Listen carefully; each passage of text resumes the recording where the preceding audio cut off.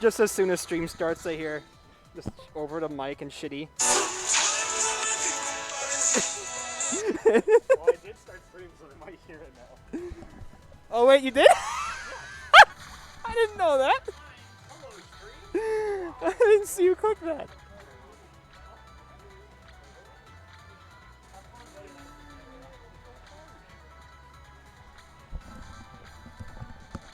Yo, I just saw my round 1 match or my quarterfinal match. I gotta play Skooli. That's gonna be a fun one, yeah. Yes, but first. You mean, wait, hold on, Noah. You're not gonna shill Heatwave at the start of the stream? Oh yeah, no, that's because I figured Yeah, you no, wanted. let I figured me- you wanted to do it at the start and the end. the 'cause announcement's already been dropped. Guys, Heatwave is back. Woohoo! I figured that's what you would have wanted to do. I don't think we like. So, for those of you who have never heard of Maybe Heatwave, after the first set, once people start trickling in. no. That's fair, yeah. All right, well, I'm gonna chill about it to you. I'm so stoked. Hell yeah. I'm Woohoo! very And excited. Riptide's in a week. It is in a week, dude. It's crazy. What the hell? How? How is it already here? All right, and we have. We should probably let them at least see us since we're starting the stream. Dude, it's this. It's this. It's happening. I just have a dragon. It's Heatwave. It's Heatwave 5. Dragon's at fire. Woo! Let's go. I'm dressed up. That works. That works. First, though, we've got vstride. Yeah. So yeah, we'll chill Heatwave some more. Oh, it's too long. It's too long to fit. Oh man. You know what? It might be funnier cut off like that. I think it is. Sometimes. Oh man. So yeah, we got 11 people, but we'll talk about that later. For now, Give me in there. you trying? Oh yeah, it is a little. What the hell?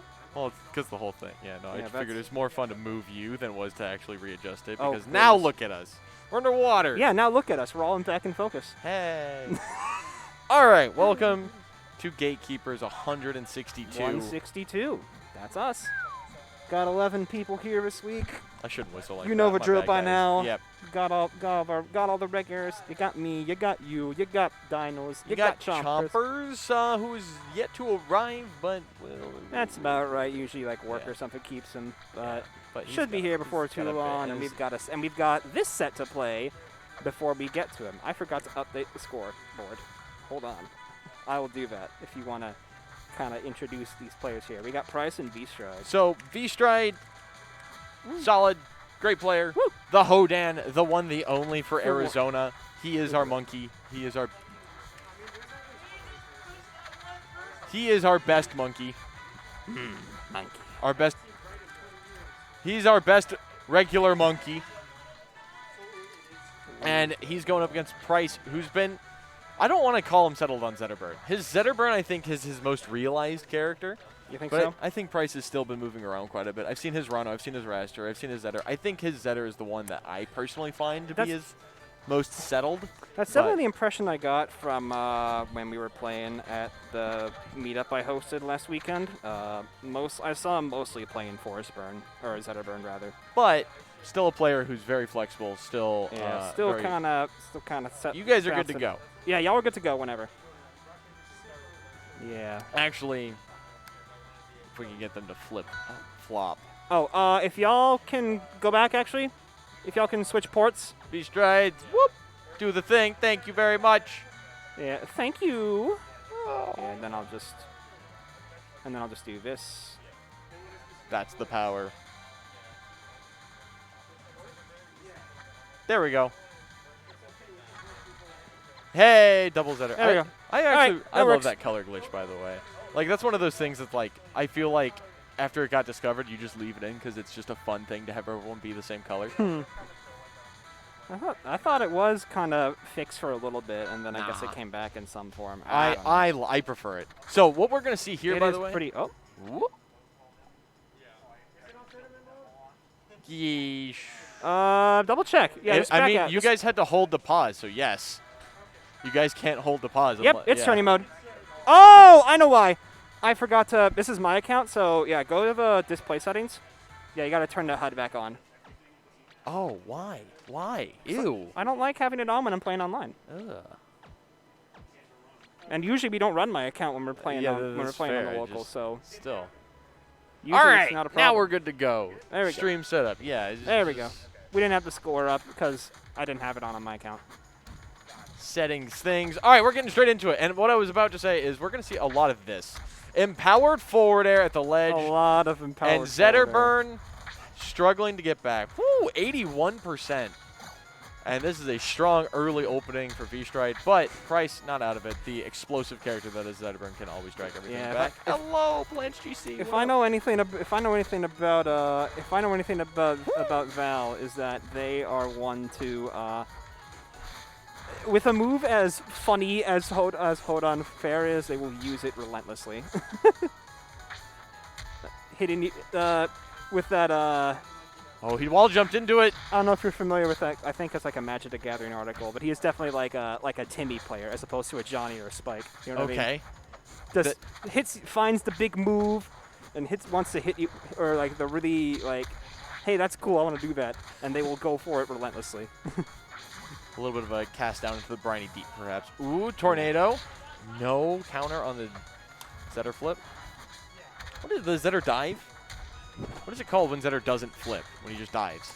I'm sure there's like an official name for it somewhere, but that's a great question. Down air to cover. I like that. Big move and able to get around the burn surrounding Zetter during his up special. But again, the back air to up smash. Back air to up strong, yeah. Yeah. Already cleaning that up a fair bit since I last played against Price. When he was practicing, he was kind of flubbing those confirms a fair bit, but he's been pretty spot on with them today. Speaking of confirms, I'm seeing a lot of these back air into shine into like an up tilt. Like back air shine nair, back air shine into just another setup move to get things started. It's a lot of damage. It gets the fire start, and he can approach from the other direction very safely. So, and back air's so quick that it's actually just a great opener. It is a disgusting move. It opens up so much for the character, absolutely. Down air, not going to connect. And again, I feel like you can Sweet say spot up air, not going to connect. You can probably say what I just said and apply it to like all but like maybe like one or two of Zetter's normals. You know what I mean? Yeah. Oh! The Spirit going down. No down air. That fireball to come back to stage. Fireball coverage. Smart. I don't know if vstride's going to catch on to that as a habit, because that's now 3 times that Price has done it. Forward smash to the ledge. Going to cover it. Not attackable. I mean, we'll see, I guess. You know, I mean, hey. I'm always a fan of keep doing it until you know it's not going to work anymore. Yep. Hodan, by the way, a character who can struggle with that. It is sometimes he gets pushed away from stage when he tries to recover. That is true, yeah. So it's sometimes very easy if you've got a bigger move like Zetterburn forward smash that can hit further off stage, that you're just not given the option to attack. That is true. It dies. definitely can be vulnerable to some rinse and repeat setups, as long as you have kind of the timing of when they're going to up you down. So it can be a rough spot, especially if you're without resources. Yeah. So. I know for a fact I love using Apsa forward smash there, and Orcane F tilt is just so good to cover it. There are a few things more satisfying than smacking a flying Hodan with a tip or silver up strong in that situation. Yeah. Okay. Price. Pretty quick for a stock here. Yeah. Strong lead. It just seems like vstride is unable to get an opening. Yeah, it feels like they're kind of just having trouble shaking Price off. You know what I mean? Just kind of maybe a little too quick to kind of press some buttons in Zetter's face, trying to turn their turn back by force. Yep. As it were.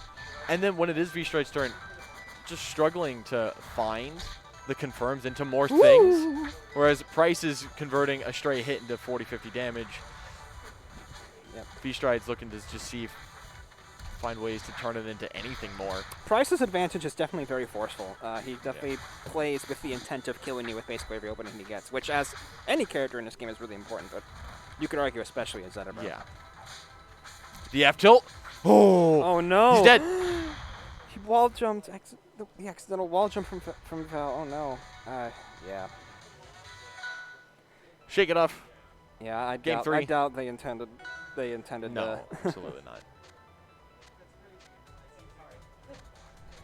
So let's see, where do you think we're going for game 3? I have hopes. This is not one of my hopes. Was this not one of your hopes? This was not one of my hopes. My hopes. What are you worried about for this stage? I feel like where prices had a major advantage is coming off of platforms and then using back air and nairs to open things up. Yeah, with these plat drop approaches and stuff. And then killing off the top early. That's true, yeah. Like the Merchant Port game, Price got 2 combos that dragged up to the top platform. Didn't kill off of either of them, but definitely could have. And with now more room to run with those top platforms, it can very easily just link into kills. Yeah, there's definitely you got that to consider, because if you're kind of from the center platform, you can go from either center to the top left or top right, either direction. And if a Zetterburn can get it up strong on one of those top plats, it's game over at like against Hodan, probably like 70. And the other thing is one thing that really was helping V-Stride out a lot in that first game was using Sweat Spirits to get out of danger and then still be actionable. Yep. That's a lot harder to do when the Sweat Spirits, I don't know actually, it might actually be really good here. Down tilt to forward, it's air. Okay, signs of life here. That's the big upside though.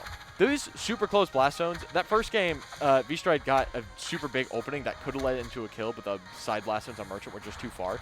Here, you get that one opening down tilt empowered fair, you can kill.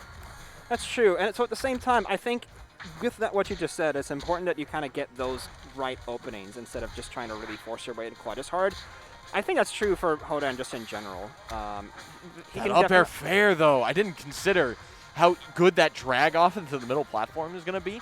That was really That nice. Killed. Yeah, that was really good, yeah. But back air up yeah, front. Especially against characters that have such an easy time kind of getting their stuff started as Zetterburn does, you got to be really careful as really any heavy. Yep. And big boy hitbox means back air up strong, just that much easier to. So I maybe like to see Stride kind of maybe try to slow their game plan down just a little bit, just to kind of make Price do a little bit more. Just maybe focusing a little more with punish, playing a little more defensively. So. I want to see less of that. The down air is great. The down air netted his kill, but there are some times where when Zetter's next to the wall, just let Zetter go. If Zetter's off the wall, go get him. If Zetter's on the wall, that challenge with the forward air was brave. But yeah, the up tilt to cover the jab. Hodan down air is definitely at its best if you can kind of go off with it, especially after like a forward air chain or something. Yeah. But yeah, Price going to be taking the 3-0. Strong opening to our bracket. Price moving forward. V-Stride moving down. Price but not is out. Relatively new. He's been entering for a couple weeks now. Yes. Something about that, like about a month or something. I think he changed his tag at some point. Maybe that's why I'm confused. I don't know, but relative newcomer, I suppose you could say. Gaining strength, gaining traction, and moving on to winner's quarters, where he will be playing Chompers. Indeed. Yeah, so that's a great question. We're going to try to do all of winner's quarters on stream, so that leaves Chompers Price. Me and Skooli. Skooli and I should say. Dinos and the winner of We're going to get that up. Room. I'm going to go fight Skooli for the first time. I'm so excited. We're doing your set? All right, hell yeah. Good luck.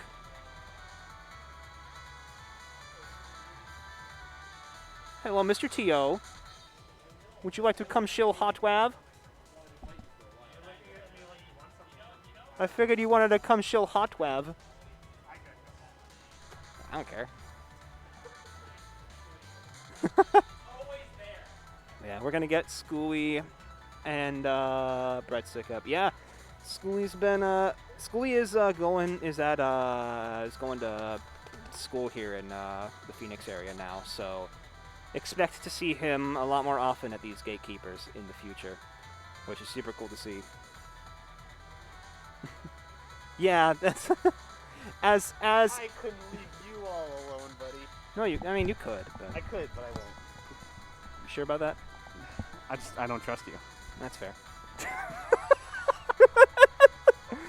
Well, Well, hello there, Mr. Dinos. hey, what's up, buddy? How you doing? I feel like something really important happened today. Nah, probably not. No, nothing? Nothing important happened? I don't know, man. This might have something to do with this shirt. I had a feeling when I put it on this morning that it might be of some significance today, but it's probably just a hunch. It's orange. Dude. Oh my God, that must mean it's heat wave time. No way. Oh. Dude. announced Heatwave today. That's right. Isn't that crazy? Yeah, we did. Do you have any words you would like to say about that, Mr. Heatwave man? Come to my tournament, you fucking cowards. That's not very nice of you. It wasn't supposed to be nice. It was supposed to be demanding. If you're not going to Heatwave, I don't know what you're doing. But for real, in case you haven't heard, you can check out right there, startgg/Heatwave. Oh my god. To sign up for Heatwave 5, which is on the weekend of November 4th through 6th. November 4th through 6th. We're going to have Rivals of Aether singles, doubles, workshop Blueberry Bout, the return. We're also going to have the return of Windjammers, Lethal League, for the first time ever, Guilty Gear Strive. Yeah, it's going to be so cool. It's going to be sick. I was so happy when we got that. We got Fraymakers. We've got Nick All-Star. We've got demo for Sentinels Incorporated. We've got all sorts of other exciting stuff planned. We've got The Wheel. The Wheel, my man. The Wheel. You're all going to love The Wheel. We've got The Wheel. You're going to be at Heatwave. See, Plants gets it.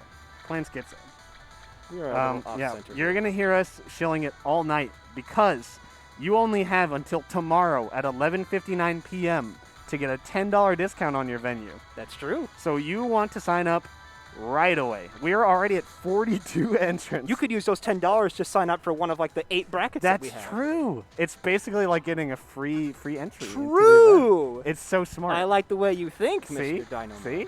You and I are on the same page. Yes. But Anyways, excellent. back to the weekly. I'll shill again in a couple sets. Oh, absolutely. We have Skooli and Bread. Two very good players who haven't played yet. Which is super exciting, yeah. Yeah, I'm really excited to see I this saw one. this in the bracket as like the first round, and like I was looking forward to that. Let's see. Bread is important. Bread, can you be port 1, please? Player 1, Bread. Bread. Oh. Oh. There we go. Yep. We got it. I was just saying. It's all. Hey, Bread, you don't need to be on port 1? He's gonna fucking strangle us. You'll have one heat wave coming right up. Do we have a... we do have a bracket command. Exclamation point heat wave. Yeah, dude, Wow. I made it. So, like, Steven was pinging me, asking me if I could make one.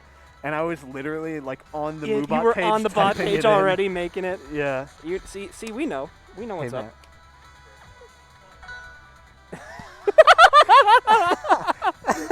Yeah, y'all were good to go. Oh my gosh. For those of you who didn't hear, Chompers just came in, walked up to us, and was like, "Hey, did you know Brett needs to be I port think 1?" Red needs to be port 1, guys. I don't know if he knows that. Oh, my God.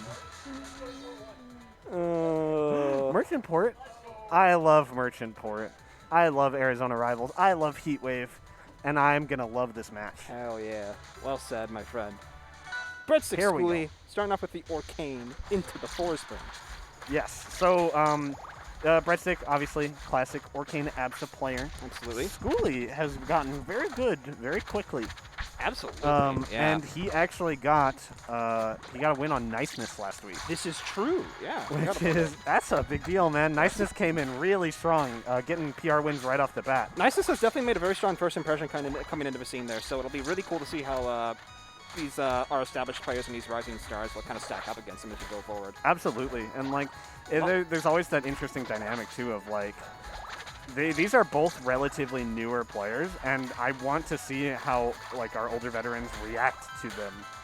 I don't know if I call Niceness new. They've been around the block for a long time, but Well, sure, new but, to Arizona. Like, in Arizona, I guarantee none of us have really played Niceness. That is true, but definitely exciting. Definitely a lot of exciting stuff in AZ Rivals.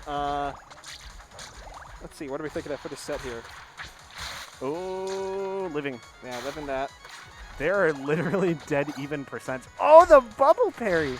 I was about to ask, given that these two probably haven't played, I don't know what other Orcane experience Skooli might have. I don't know how much who he tends to practice with or whatever, but that bubble parry said a lot.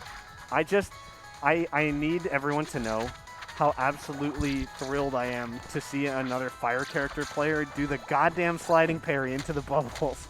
because you do not see it enough, even on the characters that have good sliding parries. Why fire characters specifically? Because fire characters have some of the best sliding parries. Oh, yeah, that's fair, yeah. They're all pretty good at it and can really reliably do it, and so I wish I saw it more.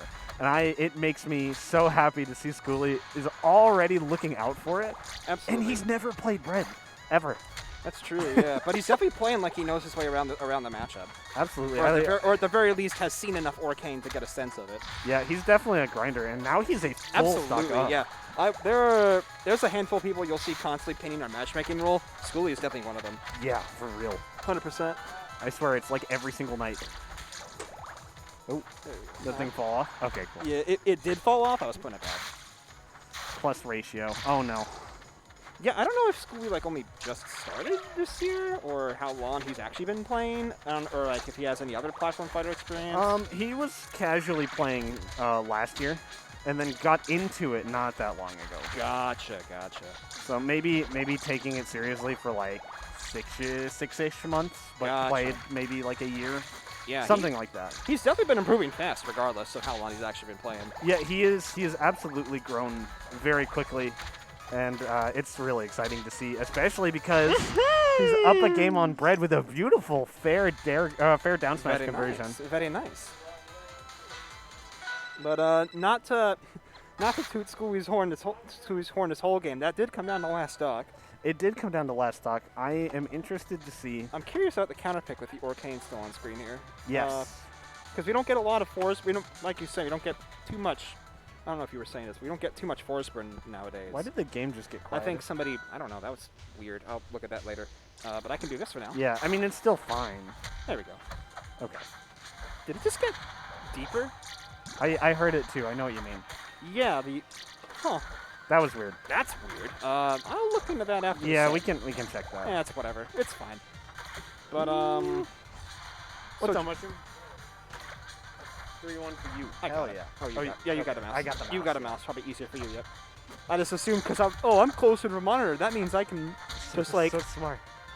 This is a touchscreen, right? No, but All right. That means you're gonna be playing. Oh, I'll get him after. yeah, that's fine. I think we're gonna go down the list and back up to That would- Chompers' price. That would make sense probably. But anyway, even start to this game too. We're on Jules Veil, which for the Arcane counter pick. I don't inherently disagree with. I'm just trying to think. I like the it options. because the way you beat a force burn, right? I mean, he's a monstrous character on stage. He really is. The way you beat him is through the edge guard, and any kind of stage like this that is going to provide him less and less mix-up potential Exactly. is very nice. Anything that lets you do exploit a character like Force Burn more disadvantage is going to be really, really important. Absolutely. You've got a lot of wide open space. Lack of platforms kind of keep it from escaping pressure too. The only thing I'm a little concerned about is in situations like when a platform is on the edge there, that might be something you need to look out for when in the edge guard. But I mean, other than that, I mean. See, he's so smart already. He already knows that the hurt box of the side B comes out first. It's true. I didn't know that for a long time either. Exactly. Like he's retaining all this information so quickly. Absolutely. And Brett's got a big lead this game, but like, man, I'm always. Red does impressed have at a how big quickly lead, he but plays. oh no, this combo might change that here. Ooh, okay. Good Very, parry. very good Nice. parry. Good patience there. Yeah, the awareness to find those parries and get the kills off of them is very important. That nair hit to burn a little extra bit of resources was really smart. I like that. I agree. Yeah, like Force Burn is all about the rinse repeat because you need to make him burn something so that he doesn't have like all these clone mix-ups. Yeah, which is interesting because I'm trying to think of. I've been trying to myself anyway, focus on in those rinse repeat situations, just kind of do a simple thing that'll just kind of keep him in a loop forever. I don't really know what all Arcane has that'll do that, other than like back air, I guess. Back air is a great one. Back air's a pretty good one, yeah. Forward air being the bubbles is a little bit wonky to try to just knock people back and forth off stage repeatedly, but it can be useful for setting up into, I guess, like you were saying, another back air. Indeed, indeed, indeed. We've got the Absa switch now. Yeah. Refrain in the chat saying that he played Skooli in a tournament back in 2019, so... Yeah, that's what I was talking about. He would play casually. I Yeah. guess 2019 is wild. I had no idea about that. That's maybe, yeah. I'll have to. I was his ride today, so maybe I'll ask him about it on the way home because I'm curious now too. Yeah. But yeah, you know, that's how it is for a lot of people. You know, like I was playing Smash 4, found this game sometime during that, around when ABSA came out, and then when like the proper gold release came out, that's when I really started getting into it. So For sure. I don't know. I wonder what Smash experience he has, but.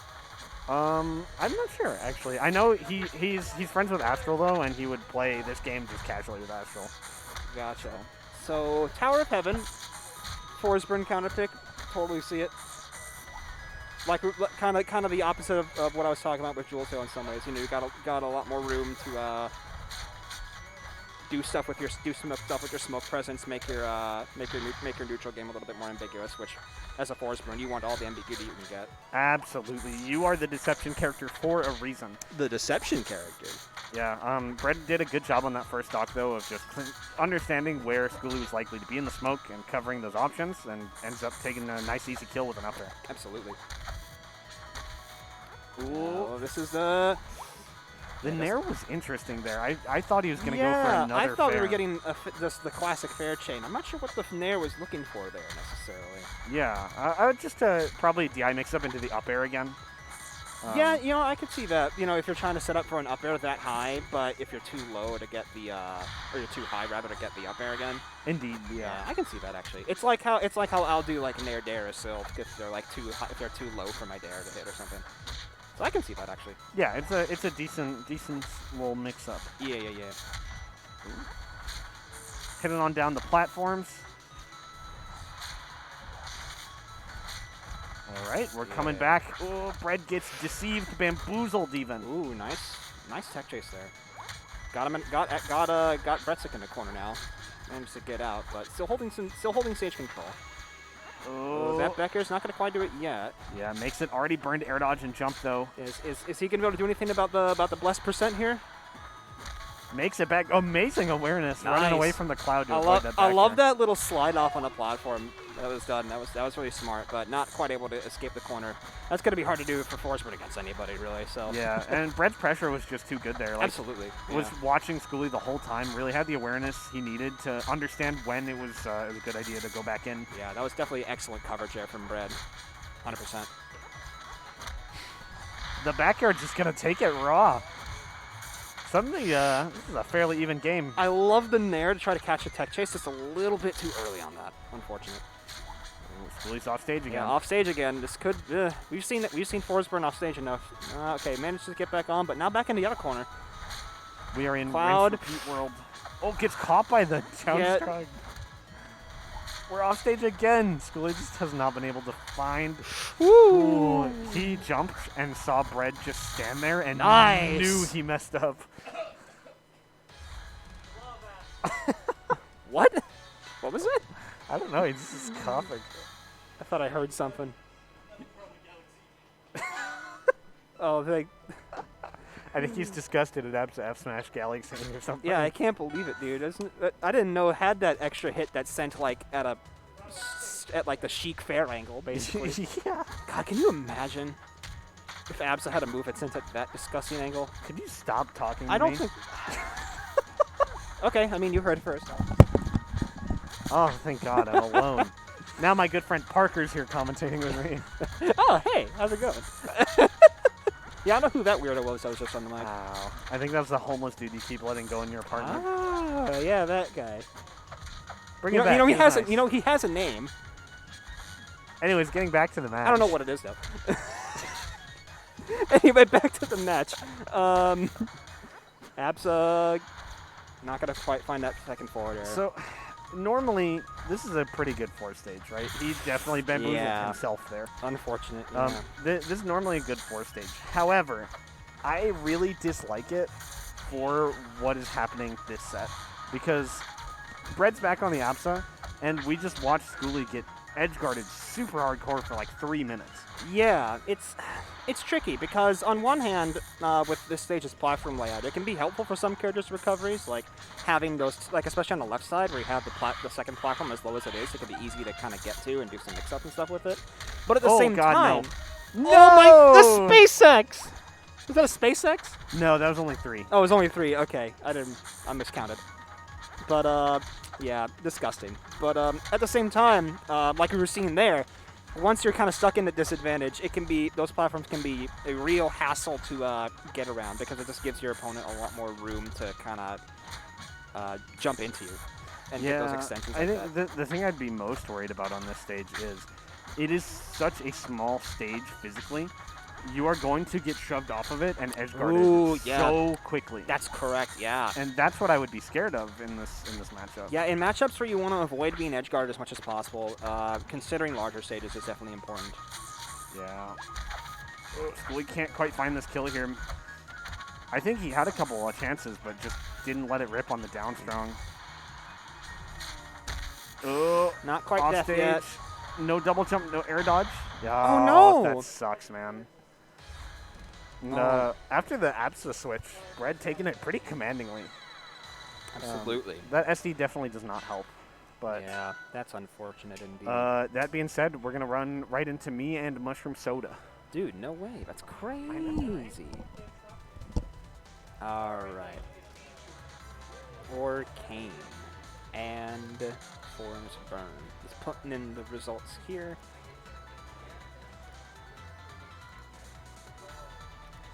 Switching to ABSA. And then the ABSA once again.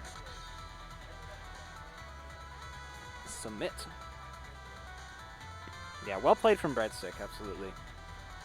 But yeah, as we said, we are going to get Classic Dinos and Mushroom Soda for our next winners quarterfinals set.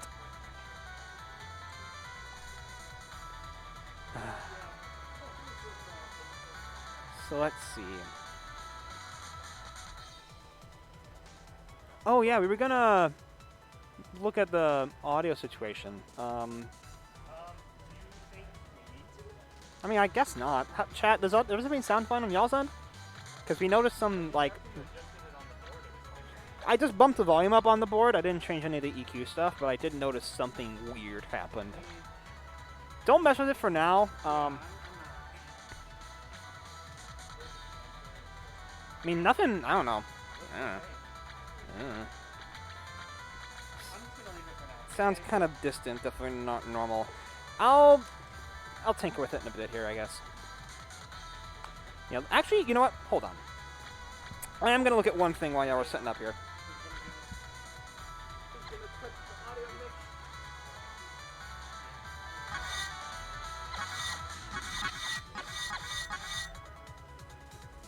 Alright, let's try that.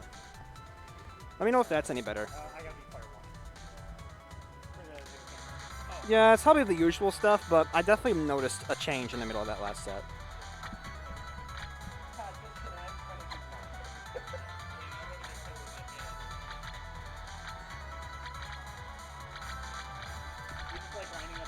Ah, well. It is what it is. Yeah, audio here has always been a little bit weird. I don't really quite know what it is. Dinos, you need to be port 1, please. Okay. I saw an Ori there, so I couldn't trust it.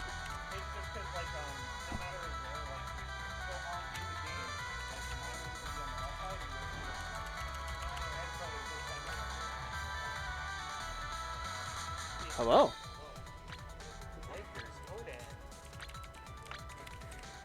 Hey. Lakers Hodan. What's wrong with Lakers Hodan? The fact that it's not Lakers Hodan, because it's my skin. Lakers are like purple. That's like an indigo. There's a difference. I didn't see the skin. Is it just the... It's my Sylph colors but on Hodan, basically. Oh, okay, okay. Lakers Silver is my favorite. Don't acknowledge him.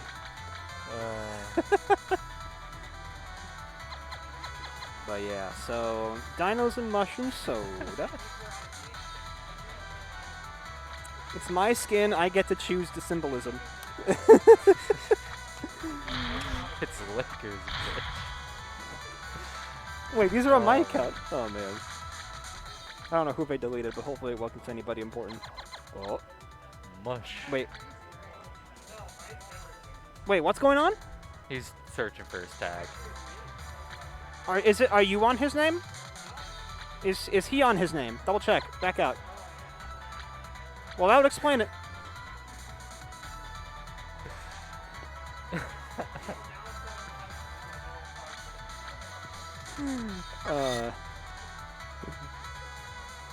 Mushroom wondering, why can't I put in my name? It's because he's already on it.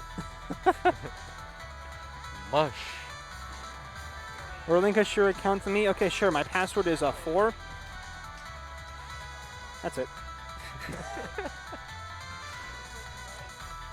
You think Frostbite, the tournament series, is gonna come back? The stream is using one of the I mean, it's the usual. Just the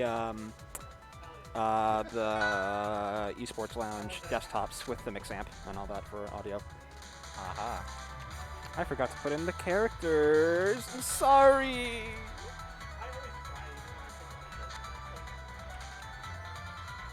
Ori Red? Is that the one? Yeah. Sick. Yeah, I know there was talk about us trying to bring our own setups to try to mitigate some of the framing issues. Shit. I completely forgot about that. I brought mine, but Right, well, I don't know. I didn't know what the plans were. We should probably have a discussion about that to figure out what we want to do. Because I mean, I didn't think we were doing that today because I figured we would have included it in the announcement or something. But yeah, whatever. You're good to go, y'all. there have been any notable problems yet? As far as I know, no. Stream setup, off stream, anything? I haven't been really paying attention, but the couple of games I played on the stream setup, it's been fine. I haven't heard anything in the couple sets that have been on here, but yeah, I don't know. Okay. Well, that's good to hear. So far, anyway. Yeah. All right, so Claire and Ori.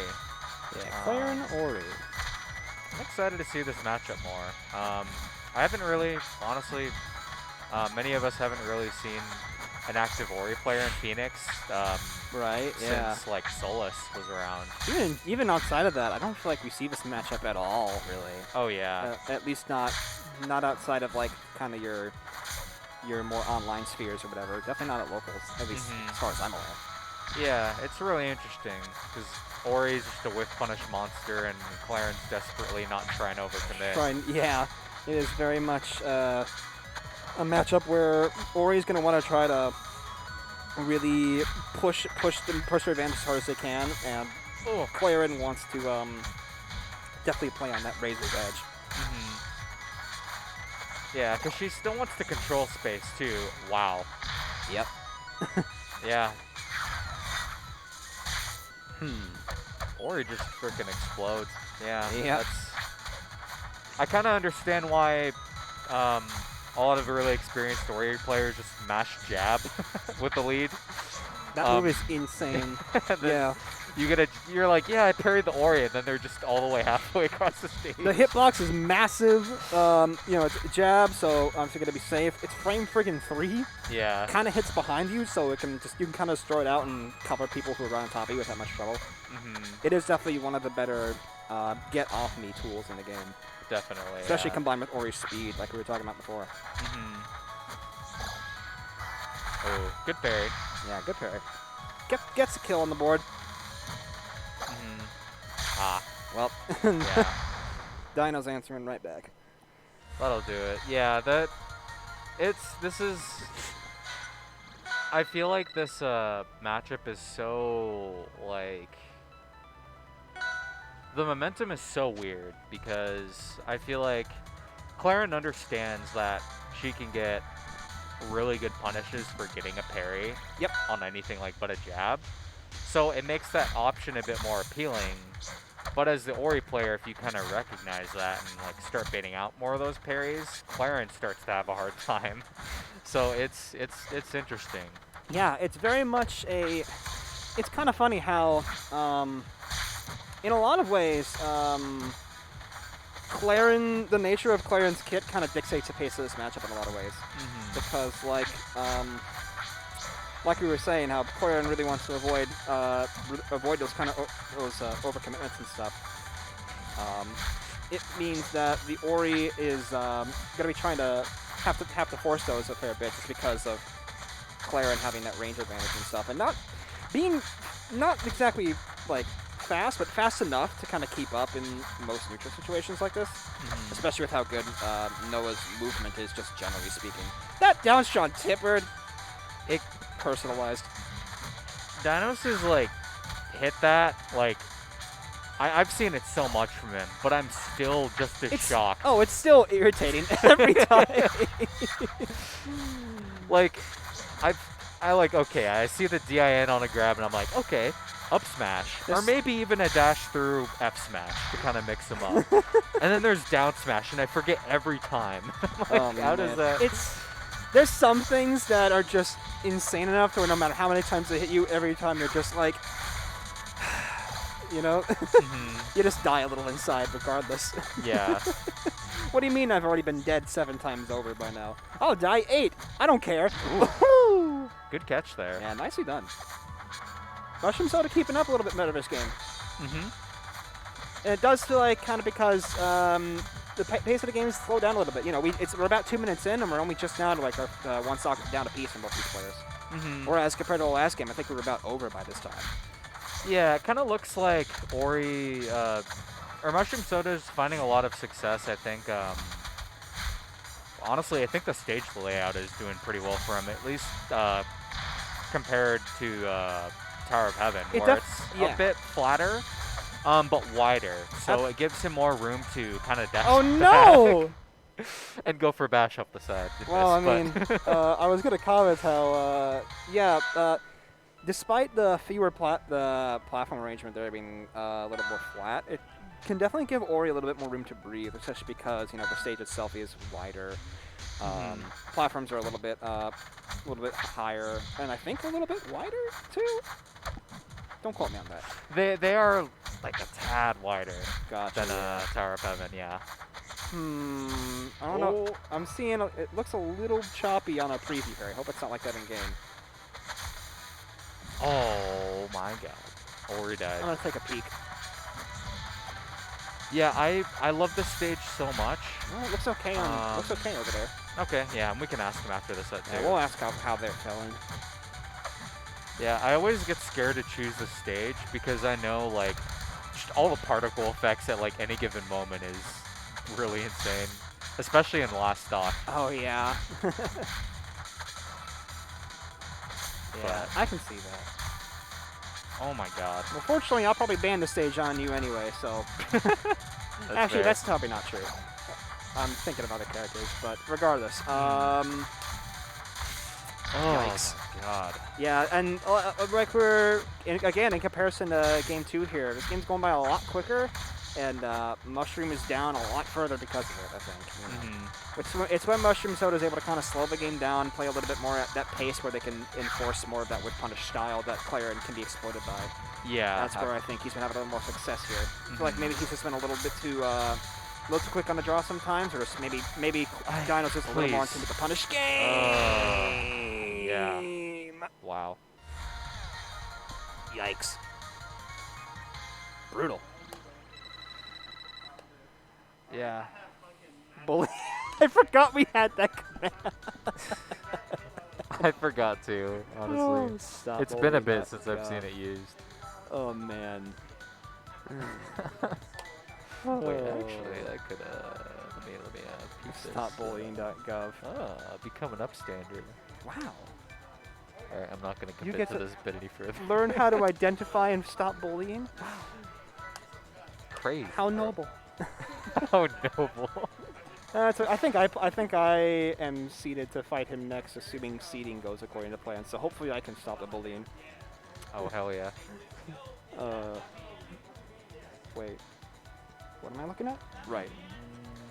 Yeah. Ori. Bada boom. Bada bam. Bada bop. Boom pow.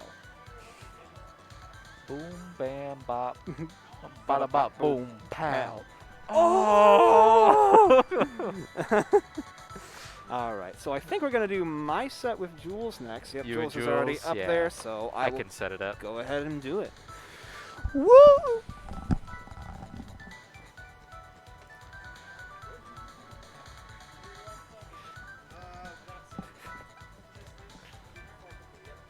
Let's let's see. Jules is on the left. Okay. Sawtooth.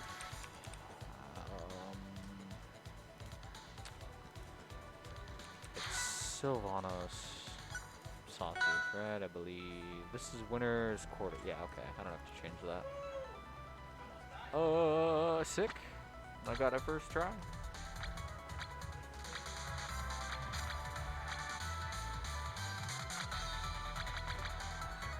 Oh. All right.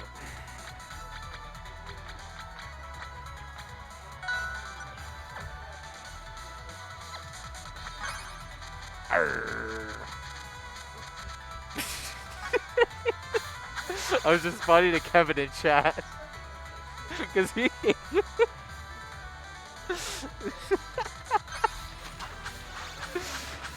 Oh, I say that. Hunker immediately looks at me.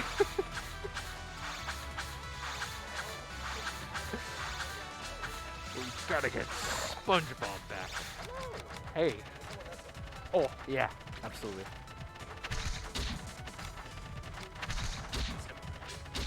Yeah.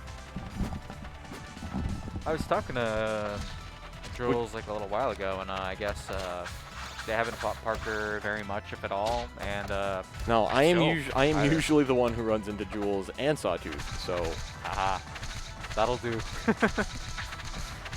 usually in that order. They're good to go. We're gonna see where we launch to. Jules checking Discord, because on Discord there's the announcement that Heat Wave is now announced, so Jules just is going back to look at it because it's just so beautiful. Honestly, yeah. I'll take a page out of your book. I'll do that right now. Yeah, exactly. Sure not look at it. Ooh. Ah. It is a great cover. And we, speaking of covers, are going to Neo Jules Vale, which has an excellent cover of the regular Jules Vale theme. And by that, I mean it's a completely different song. Yeah. That's my favorite kind of cover, where you take all the words and all the lyrics and all of the melody and all the rhythms, and you change all of them to be something else. But then you call it the same thing, except you change the name. Yeah, I freaking love this stage. It bops. It's so good. And yes, Jules is still using the controller that she made. Ooh, the jab to get rid of that crystal field is actually so important, because without that just tangible threat, it takes a moment to get it set up. And when it's not there, Jules just can't have that passive pressure that Olympia kind of relies on to set the rest of the combos up.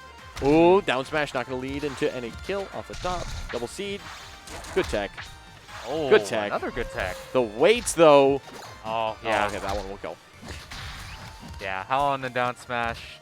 Just a little too high a percent to actually combo, but he finds the parry F smash anyway. Fantastic defense, though. There was like 4 things in there that Sawtooth threw out, all of which could have killed, and Jules survived all of them and then got parried and died. Yeah, I feel like, from what I've heard, too, I feel like Olympia, canceled out of it. I think he expected to land on stage, yeah. But yeah, from what I've heard, this seems like one of the harder that matchups. nair was brutal. Yeah, that was a really good drag down. And down tilt can't be armored through because it's a double hit. Sawtooth, it feels like Sawtooth knows this matchup. I think so. The weight from armor. Just what are you going to do if you armor all the way over there? Come towards me, I'll down tilt you. Do anything else? Okay, I'll down tilt and it'll whiff. Yeah, Sylph's down tilt occupies a really interesting niche in this matchup where it's like, as Olympia, can you really ever feel comfortable committing to down B in neutral if Sylph if can you're always behind be the Sylph?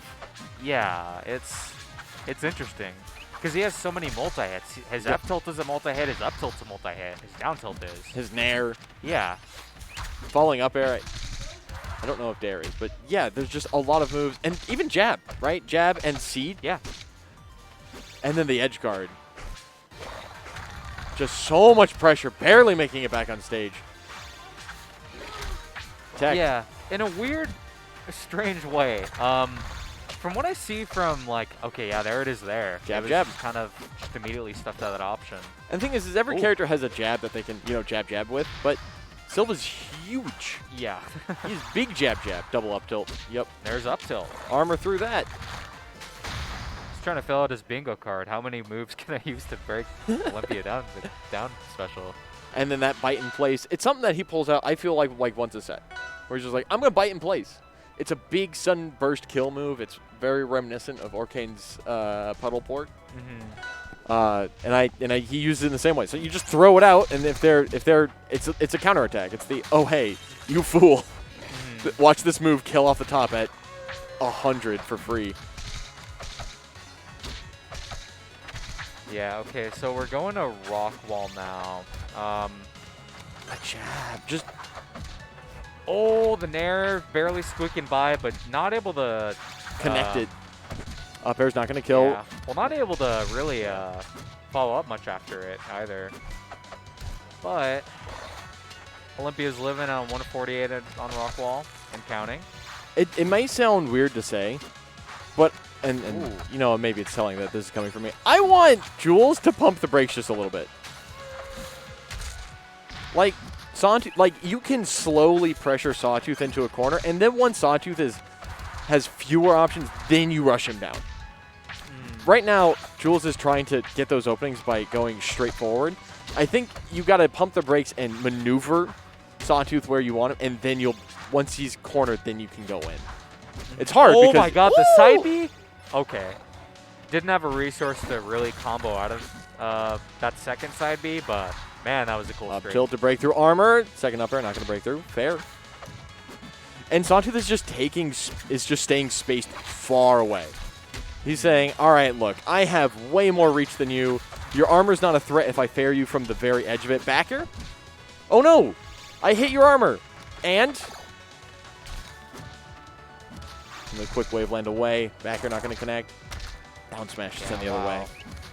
Yeah, Sawtooth isn't giving any breathing room to Jules right now. He's playing with this lead very, very well.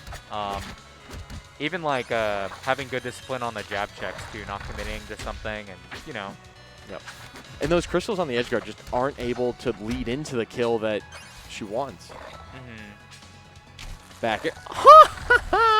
Actually crazy. He That can was break so crystal funny. that low. He's like, I don't need to go into the crystal range. Let me just swat that real quick. Remove that option. Now, something I would like to see. Okay. Now I'm curious. Does Backer.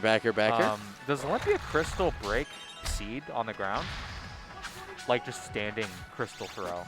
I don't know if it's low enough. If anyone in chat knows, Yeah, offhand, I don't think I don't so. see this matchup very much. I know that we've seen it intercept seed that's in the air. Okay, I just saw it interact with it. Okay. And it was projectile immune since it was still spawning, but I was just thinking, like, if Jules has an edge guard going, like, I think something that looks pretty nice in this matchup is she can just chuck it. Yeah, it's so fast. If Seed is in range, just kind of, not commit to moving all the way down stage and then coming back to edge guard, Which not every character has that luxury. So I'd like to see maybe a little bit of that on some of these future edge guards, but And then that Sawtooth. fair into the up air. Just, it seems like Jules can't find a way in. And Sawtooth is playing at a range where he's very comfortable and Jules is not, going, no. I'm a lure you in. Look at this big giant hurt box I've got. Come and get me. Come fight me. And then, wave dashing back, pulling back with jabs, down tilts, and only throwing out like the up tilts and the nair. Actually, not even throwing out nairs, just short hop fairs and things. Just staying at max range. I honestly like the stage pick because it looks like Sawtooth has been shutting down the horizontal game like the entire set. I like that. And this stage isn't the biggest in the world. It's not small, but just the stage width itself is smaller, and the platforms allow for more vertical kills off the top. And I think Olympia, that's definitely up her alley. So I'm interested to see what Jules changes up here. And we're already seeing an adaptation.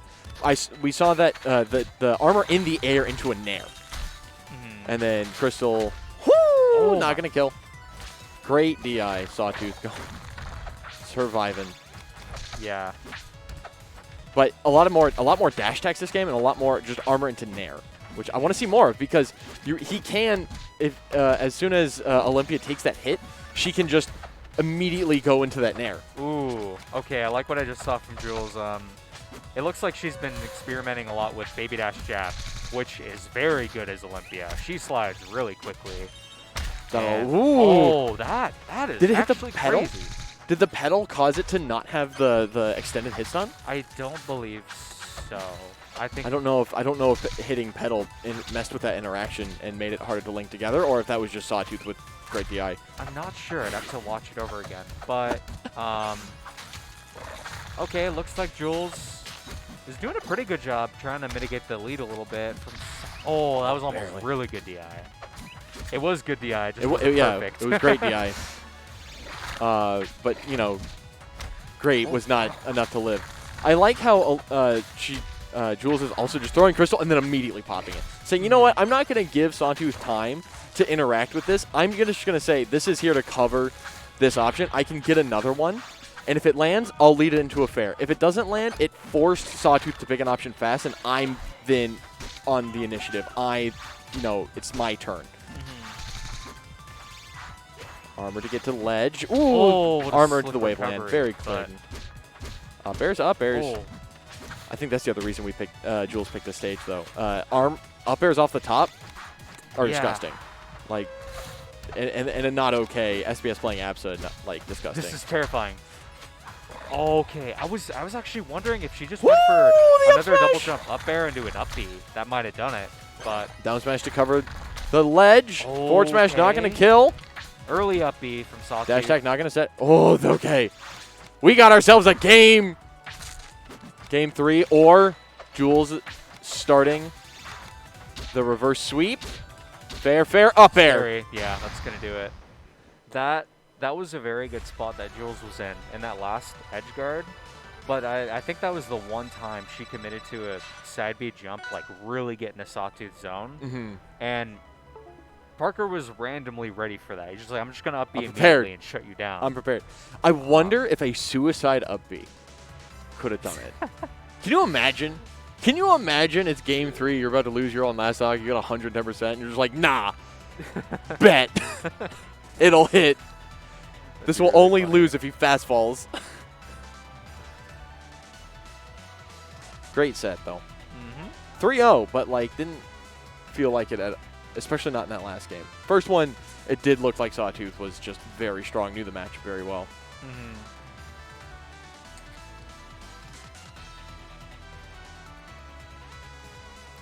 Moving forward, though, I believe we're going to have you play against.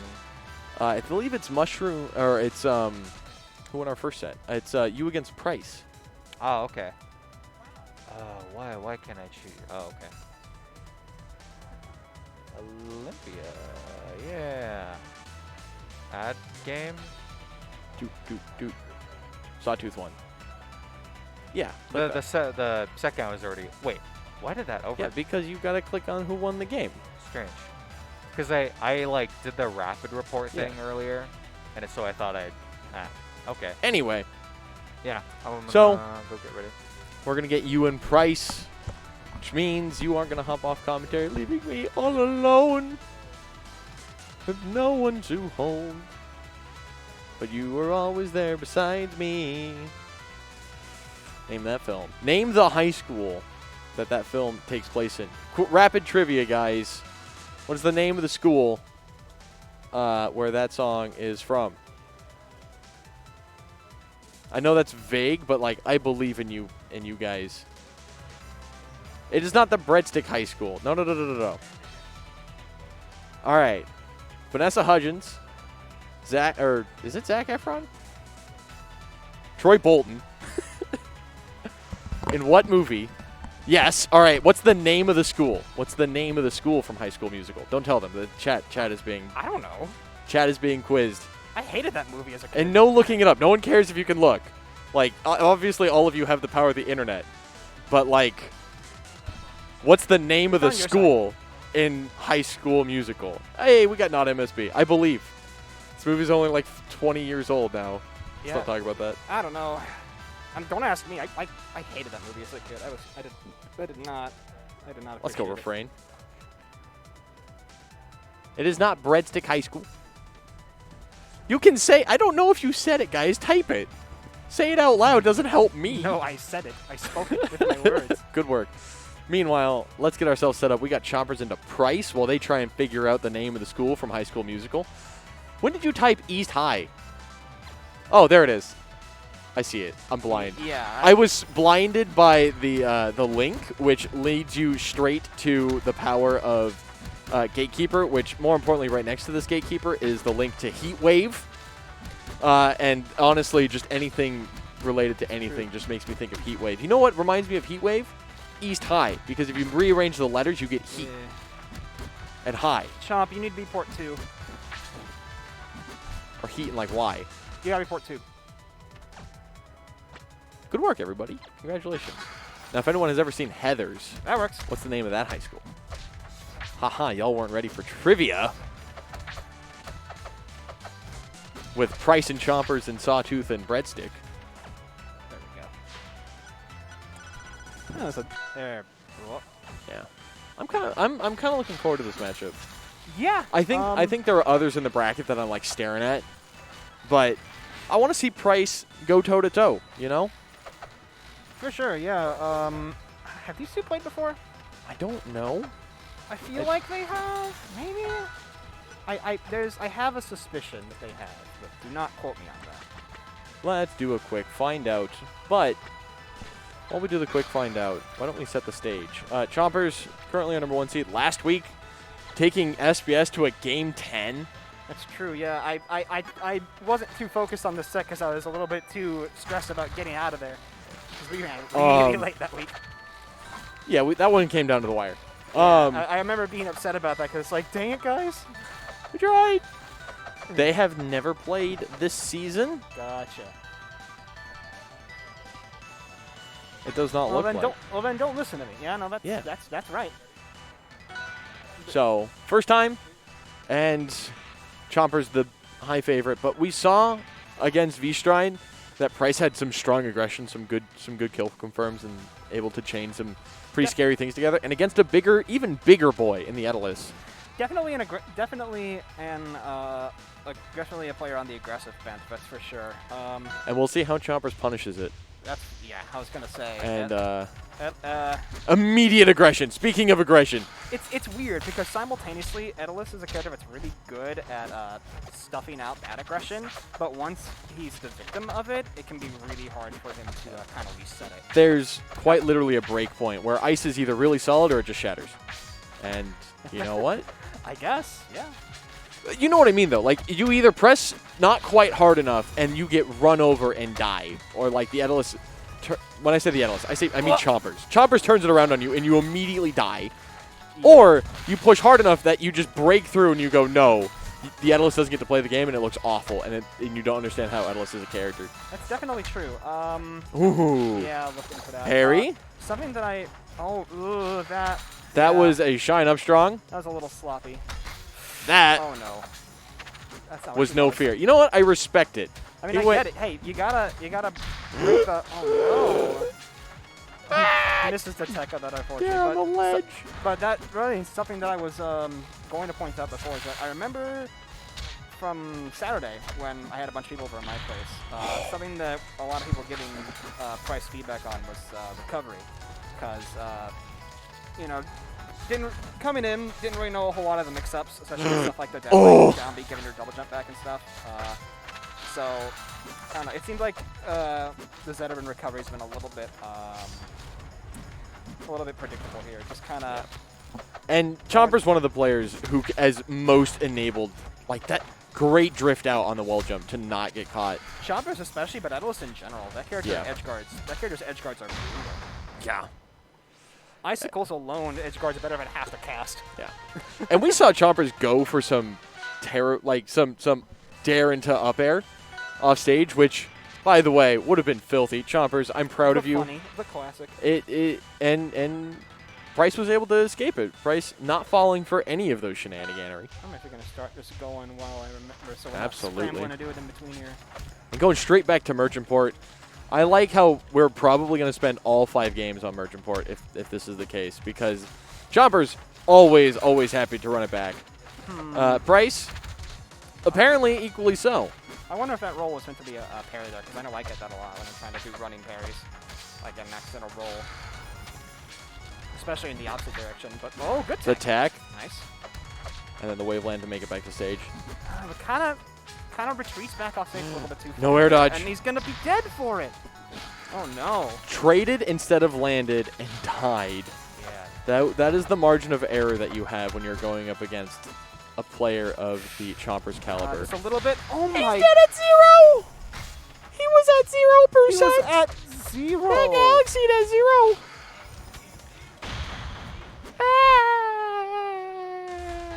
Oh boy. I'm not okay. Oh. I need an adult. You know what? I think that calls for a Bully? stop. Is it exclamation point bully? Is that I it? believe, yeah. Yeah, I think so. Yeah, that's the one. Thank you, chat. That was Going right back. the nairs at the ledge, the up air, Let's see if we can live a little longer than 0%, maybe. back air. Generally, Still got an air dodge, but doesn't have the double jump and no reset. Yeah, kind of. Oh, Yeah. See, I see the gears turning. I see what you're trying to do. You know, trying to mix in your other options instead of just being the stage all the time. But the momentum's gone, by the way. you've got to speed it up. Price has got to switch it into another gear to get that momentum back. Because right now, he's spinning his wheels on ice. Absolutely. I mean, you see how massive Edalus is. That absorbs a lot of momentum. You know what I mean? Ooh, yeah, just a little bit. Yeah, see, Chompers has fully clocked into these Edibran recovery patterns. Like, look at Trade. that. How many times has he just, like, that's So powerful. that's It's like so the good. That's like the 5th time this set, or at least, or, like, basically all these stocks have just been from these deep edge guards, because, I don't know, I don't feel like Price is either, he hasn't been in a situation where he's been able to, or he just hasn't been willing to It's kind of just, do it those can high also just be recoveries. so hard to get back to the wall, which is the only place where he can actually have a chance. And he's so low that he doesn't have the height if he does Upstrong, go to gonna the take a wall. stock. Okay. Back On the here, board. up strong. On the board for game 3 here, but I don't know. We'll see. This has been okay. I like that. And there's definitely some good recoveries we've been seeing like that one. Dare. Get the tech. Yes. Dare Get the again. tech. Nice. Good job. That's what we like. Oh, And that's it. oh no, you're alive. Chompers. Good forward smash. Okay.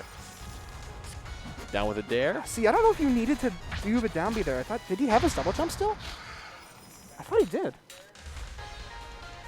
I think it was to avoid the Edalus coming down. That might be. Did you see how I don't know if I'm. I don't He know. was negative on hit. Well, okay. Chompers took the fireball, landed on stage, and then threw out a down smash because he knew he had time because he was not in hit stun. He suppose. DI'd that to land on stage. That's funny. His waveland was DI. Have we been? Oh, have we been running losers bracket? I mean, it looks like we have. I'm going to trust that Dinos has been able to run such things. Wait, what? Like just now? I'm sorry, I was over here. I was nowhere near it. I promise you guys, it wasn't me.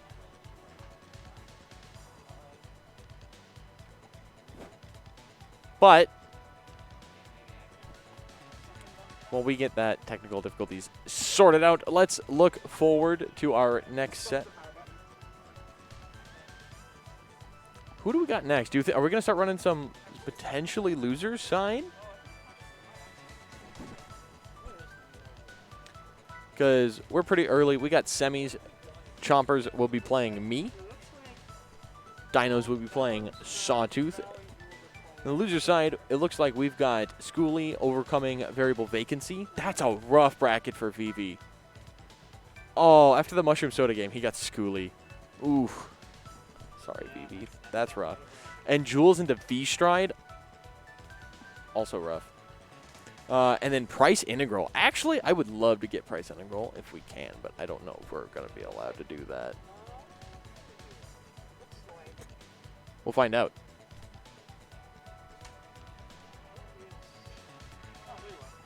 Hello. What are we feeling? Yes. Chompers just played, so we're going to do a menu. Okay. How much of losers do we want to do? You think we're going to try to run this first set? Yeah, we're going to run losers round 1 is definitely on. Okay.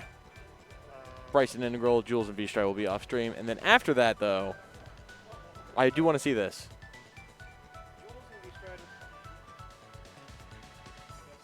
This one, maybe not. We'll find out.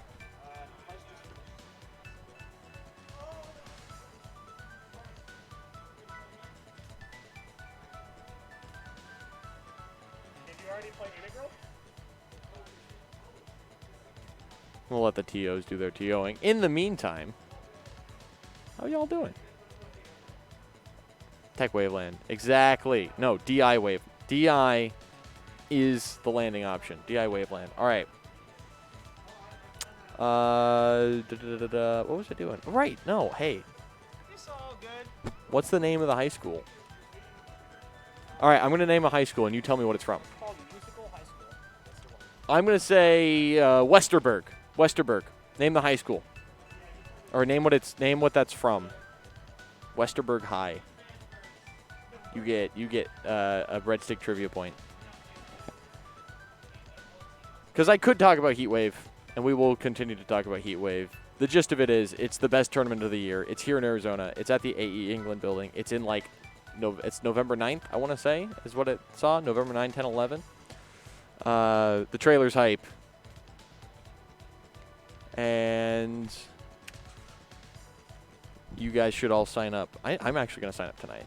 I will sign up tonight. And Riptide's in a week. I'll see you guys there. Water Park, Sandusky, Ohio. Have fun. Good times. Good vibes. I'll see you there. All right, let's see. Westerberg is one. Sunnydale. If you can tell me Sunnydale, you get points. We're going to get Skooli in here. Not that one. They cannot hear you. I'm gonna give you a headset. I didn't realize that there Ha were ha! Hello. Do you know what game is next? No. Okay. So we have nothing game-wise to talk about. We do have, so Chompers, actually, we're going to get Dinos Sawtooth. Duh. That's why they're setting up. But Dinos is pulling a classic, and Sawtooth is running it back. So we probably have like a good 10 minutes of waiting before these players are set up and ready. Sawtooth not even present. Dinos, debatably so. I can't see him because the camera's not on. So, like, he could be there, but he could also not be there. It's like Schrodinger's Dinos, you know? Yeah. He is both there and not there, but until he is observed, we cannot be certain which state he's in, so he is both. As soon as we observe him, the wave function collapses, and we are given our new reality. But until then, both realities exist. You know, with commentary like this, I don't think you need a co-caster. I think disagree. you're good on your own. I'm rambling nonsense. And you know what the best part about Schrodinger's cat is? What's that? It is nonsense. Okay. Schrodinger himself said, hey, look, your guys' understanding of quantum mechanics is absolutely bananas. That's like saying that if I have a cat and I put it in a box, it's 2 cats now. No. That's not how that works. And everyone took it and ran with it, and it turns out there was, like, some levels of, like, helpful understanding because we don't have any understanding of how quantum mechanics actually works because it is stupid because when you observe it, things work different than when you don't observe it. So when you put it in the box and you look in the box, things are weird. Yeah. But if you just put it in the box and let it come out the box, it'll do the same thing a couple of times, but not always. I was briefly talking about Schrodinger's cat because we had Schrodinger's Dinos. The camera's not on Dinos, which means Dinos is either on his chair or he's not. We don't know yet. So it's Schrodinger's Dinos. It's Schrodinos. Schrodinos? I think that's how it's pronounced, yeah. Yeah.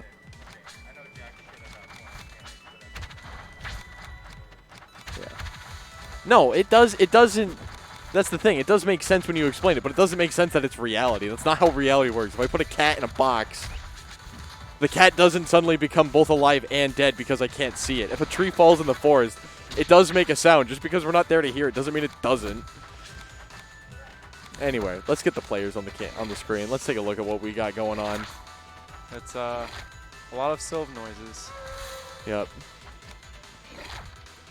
I'm so sad that while all that was going on, I didn't set up this because I definitely should have in the like 10 minutes that we had. You had important things to discuss. I did. You know what? You're right. You had to educate the masses. I did. I had some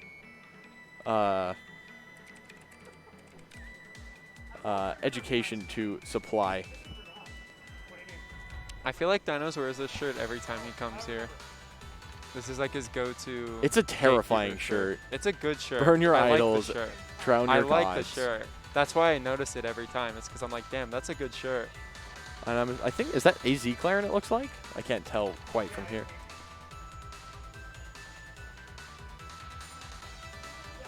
And they are good to go. We are good to go.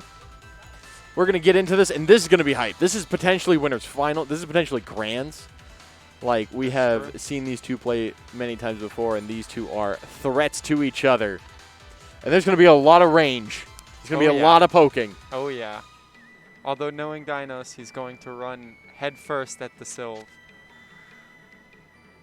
Both possibilities exist, but not realities. Anyway.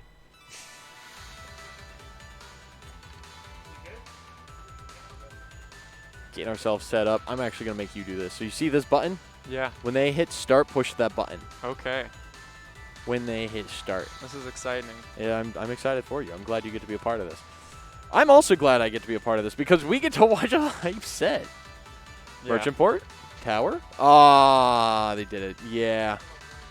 Yeah. When it comes to a set of this importance, when you're fighting against a rival to win the whole bracket, press the button.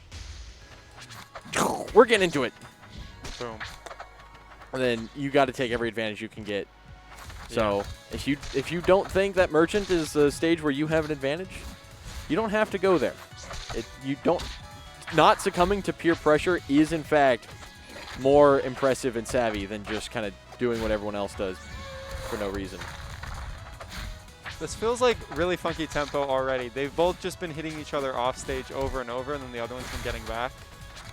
But maybe we'll get some neutral soon, or maybe Dinos will just hit the Sylv off stage and they'll continue the pattern. This is going to be, I think it's going to be a lot of stray hits that don't lead into openers. Mm-hmm. Like hits that are just too far away. Woo, danger. Ooh, down smash is going to kill. Very good catch, yeah. Sawtooth with an early stock lead. Yeah. But I expect these two are going to keep their distance quite a lot from each other, and the hits that they're able to land at that range aren't going to be able to link into anything further, unless it's a tipper fair, in which case Dinos will find that up strong. And tipper up strong, I don't know if you know this, tipper up strong from Claren is a kill move. It's pretty good. I've seen it kill. Oh, a double tipper fair. Kill 1 or 2 Sylvs in my day. Yeah. Now these two are warmed up. Now they're both kind of moving. The hits are stringing together. People are now at risk of dying to anything. Single hit fair. I lied. I'm sorry. I didn't mean to curse them. We're back to where we were. I really love the like moonwalks from Dinos. You can see it like he does it so fast and so cleanly that on Claren he's able to punish just a forward air from Sylv at mid stage from the platform just because the move he's getting or the move speed that he's getting off the platform from Up the moonwalk. air. That's such a dangerous place to be. You get hit by that forward air, and at 120%, if you DI out, you're gonna get hit by sweet spot fair, and you're just dead.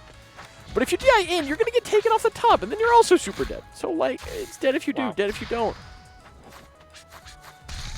Dinos always takes scenarios where I'm like, oh, that's a straight hit. Now he'll like, just like play neutral now that he has like stage advantage. Yeah. And then he just up smashes them and they die. You're like, that straight sweet spot fair was in fact a kill confirmed. That straight sweet spot or tipper nair.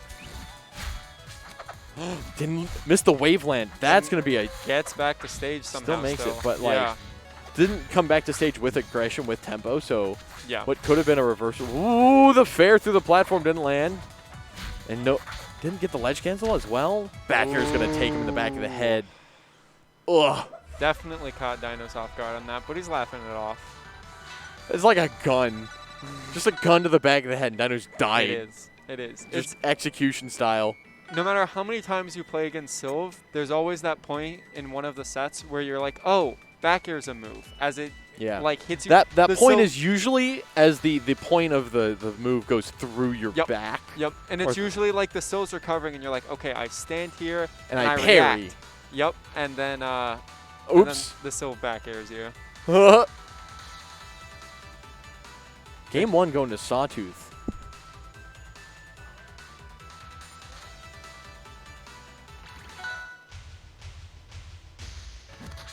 We're going back to Tower of Heaven, but this time we're going to Tower instead of Aether High. I approve. Like, so that was just a very weird neutral. Dinos just pressed like 3 moves, just like standing there, and Sawtooth just jumped in a plat above him. Usually I feel like it's going the other way, but oh, The run there's up the back back air. air. There's the back air. I'm seeing Sawtooth use these plat drops a lot, like not just standing under them like he'd been doing to a lot of players, but like actually getting on the platforms and not being afraid to use them. He's dead. Yep. I think what he wanted was like an immediate down tilt, land on stage and then immediate down tilt to get pressure started. But just rolled, but just didn't make it on stage, and then the tragedy that is just falling to your death when you miss like are barely short and don't have a wall jump. And I don't say it often, but I will say Dinos he's going for a lot of these extensions, but he's just straight up getting reversaled on a lot of them, and it's giving Sawtooth a lot of openings. And that back air into up strong, not going to connect. Dinos just either credit to the DI from Sawtooth or just Dinos just struggling just a little bit right now to find these confirms. The parry not going to hit the second hit. He's proving, though, that he's not afraid to go off stage, and that's going to keep Sawtooth on the edge every single time. Like, you can't just sit against that wall in comfort because Dinos will be coming for you. Yeah. And that up B into to send Sawtooth off is something that we might see more of, just because of how massive a move it is. I don't know what the counterplay might end up becoming, but we might see some further adaptations around that. Setting high, disruption field to get the double jump back and get rid of all projectile shenanigans. No air dodge. Yeah. Always dangerous when you get sniped out of the air. Dino's getting a lot of sour spots, but he is still racking up the damage with it. Yeah. The one nice thing is even if you're not getting the freezes, a lot of the times they don't get sent far enough, and you can just continue the combo train. It's just going to do less %. Whoa! Very scary extension, but not finding the sweet spot, and that's giving The Sawtooth falling up an air? opening. The extension, that would have been the sickest confirmed double, like falling up air into on the top platform up air. Or like a down smash on the top platform. I would have lost my mind. Wow. Down smash, gonna kill. Wow. You have to kind of think that maybe Sawtooth messed up the DI on that just because it caught him off guard. Great tech from Dinos over there. Stay alive. Get as much extra credit as he can. Oh, the Going fast for the fall. stock. No. Oh, man. That. Dinos put the pressure on. Yeah. And that first stock was very Sawtooth favored. Dinos lost the first stock and then just held on. Yeah, and I talked about getting reversal, but to be honest, if you can keep your opponent on edge going off stage, eventually they're going to get... Eventually something will slip. And when you're off stage, if something slips, you die. Yeah. Because it just takes one mistake off stage, and then you're getting Claren down aired. Or you're in the bottom blast zone with Claren, and you're not pressing up B because you can't even see what's happening. Yep. And that's going to give Dinos game 2, and it's going to be 1-1. Oh, and immediately we're here on Frozen Fortress, and there's so much patience. No way. I couldn't see if Sawtooth was reversing any of those, but Dinos DI'd every single one of those in, allowing for that to happen. And that is very scary. Almost got him to lose his first stock right away. That back air, if it had connected in that top lasso. Actually, I don't know if it would have guaranteed kill, but it would have been dirty. Sawtooth in a bit of trouble, rolling away, and immediately just saying, all right, we're on a big stage. I've got big aerial moves that hit a huge. Wow. Oh! How could have been huge. I think. Good back air.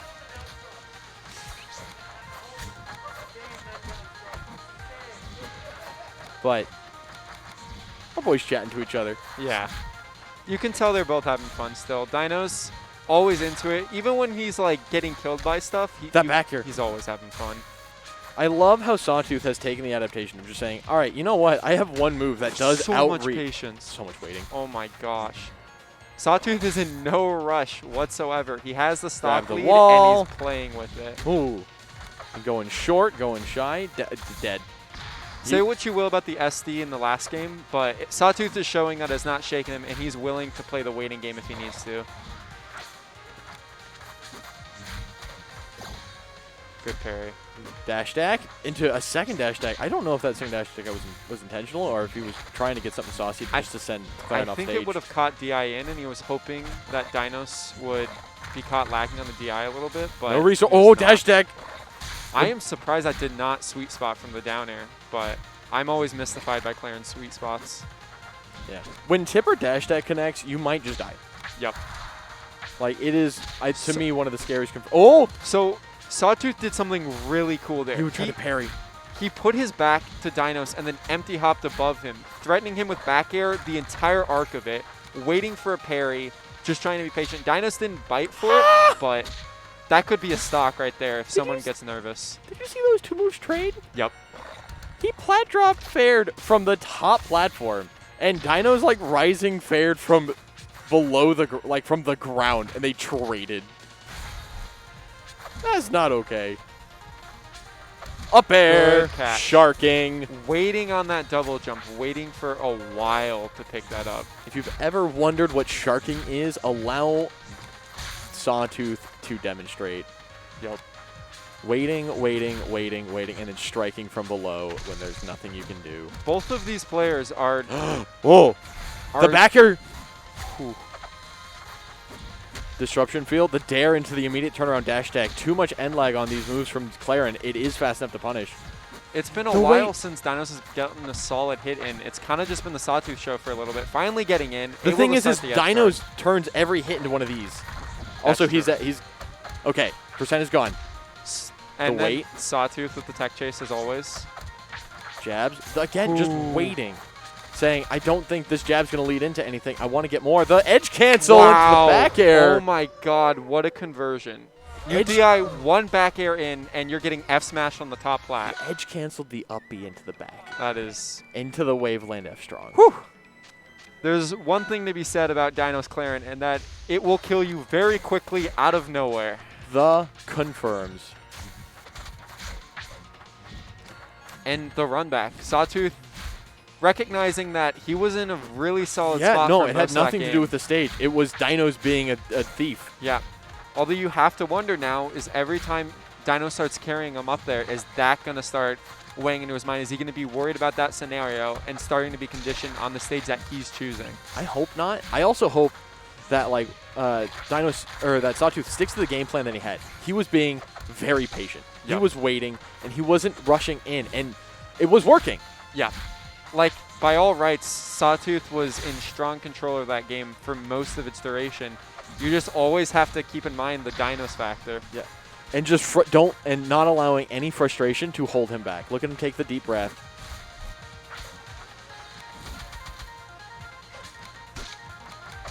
Down tilts. The weights again. Yeah, I like this. This is what I want to see. Yep. Yep. Take the moment. You know that this is a great stage. You know you're still in the lead. Down strong, up air. The presence of mind to parry that because he knows that he's still getting hit by the dash attack past him. He's played against Claren once or twice. Getting seat set up. Oh my god.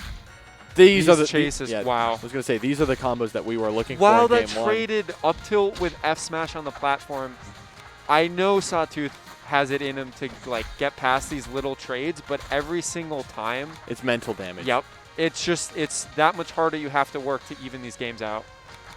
Fixing the frames, maybe they felt that there were some frame drops, but honestly, you wouldn't even tell it from their gameplay because they're playing patient regardless of if it's frames or not. Down smash. Oh, what a good that air dodge just got him a stock. That air dodge just kept it to a 2-stock lead. Inched his way to survival. Such weird pacing on this last Dash game. attack, up air, gonna kill. Yep. And this is not insurmountable at No, all for not at all. Sawtooth. This is what Sylv does. Sylv gets these combos. It's not a question of how much percent he puts on Dinos, but how fast he can close out the stock. It's all about the patience. What's he get? I'm Up. seeing a lot of the SPS How's the blender? dodges.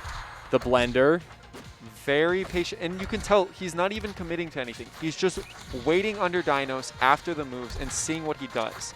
He feels no pressure on him despite being down a stock. This is the same neutral win, by the way. He Yep. won a single neutral exchange just waiting, and that was 94% and still Yeah. kind of has advantage. Yeah. Dino's now under pressure to go in, and Dino's really doesn't have to. See, where Sawtooth gets percent, Dinos gets stocks because his kill confirms are so on point that one of these exchanges, even Down at smash, this low up percent, air. Sweet spot fair, not going to kill off the side, but Dino's in a terrible spot. Double jump to get back to stage. that seed actually helping him out, Red giving bit- him back his double jump there. Oh, that might kill. This could be Oh, confirmed, that could have been knowing enough Dinos. smash. That was almost disgusting. 104% immediately returned the favor. Oh, Dinos. So patient, just waiting. Fair, up air. That's good. That's good. And this is, I mean, he gets one more of those interactions, and maybe he can seal it out to 100%, but he has to get back to stage first. Dinos putting the jets on, not letting him get time to think, not letting the patient game come out, and trying to close this game out right away. And a tipper dash attack, one of those side Bs. If any of that connects, this Yeah. this set is over. This is so scary if you're Sawtooth right now. You may be a heavyweight, but Dead. Claren doesn't care. Claren does not care. Damn. Oof. What a game. Very, very good set. Sawtooth has can definitely look back at it and go, he played well. He knew what he did right. And then there were just a couple small flubs that cost him. I think I am going to play off stream. I believe you are. Good luck with the rest of casting and your game that you're probably I am about to go up and play Chompers, so I'm going to go do that. Wish me luck.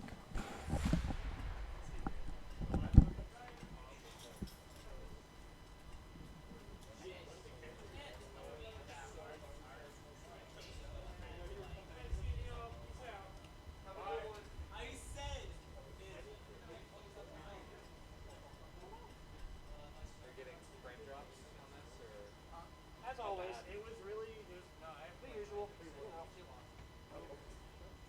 The usual. This game is a piece of shit.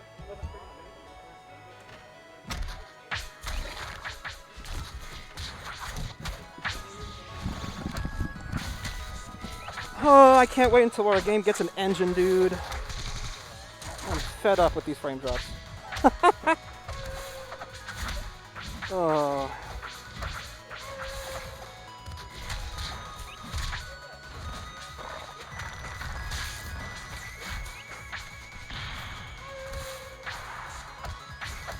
I think we got Chomp Breadstick now.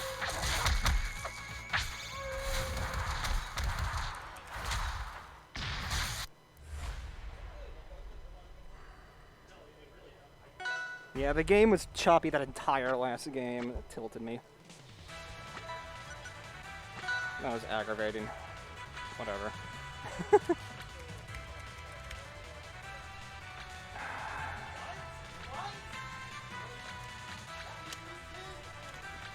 Hi. You're up. Bulky.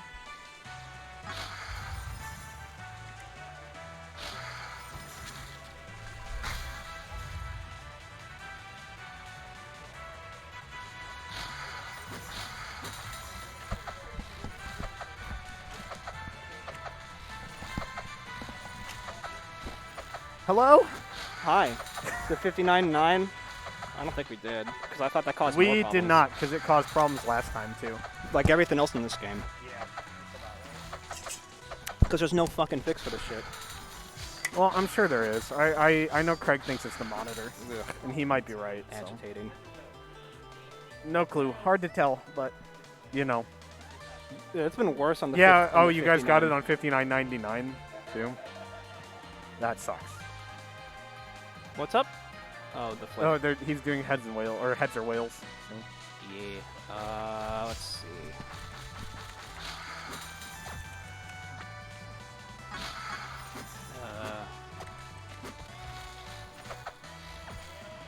These two have played this season, yeah? Pretty sure, yeah. I feel like it's probably... Let's find out. Let's find out. Yes. They played once? Interesting. A month ago. Okay, this will be interesting then. Indeed. We'll go back here. Woo!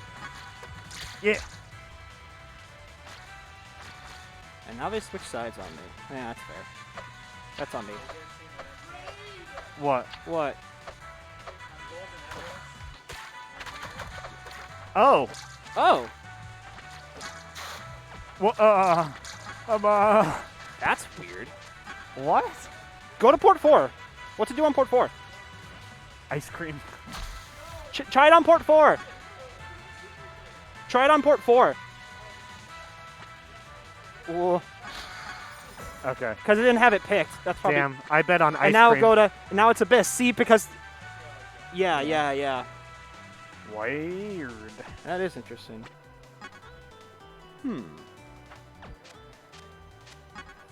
All right, so the other side of winter semis, other than our beautiful selves, is Chompers and Breadstick. Indeed. Getting started with the Orcane. I feel like these days we see most of Bread's performance come from the Orcane. And I don't know if it's pure chance just because he gets the character His more. Orcane's a better character.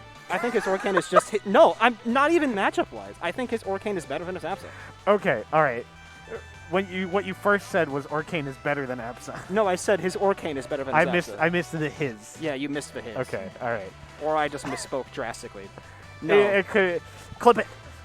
Clip it. I'm right. No, I do. I've told him this. I think his Orcane is better than his Absa. And that's That's not even fair. for me thinking a matchup.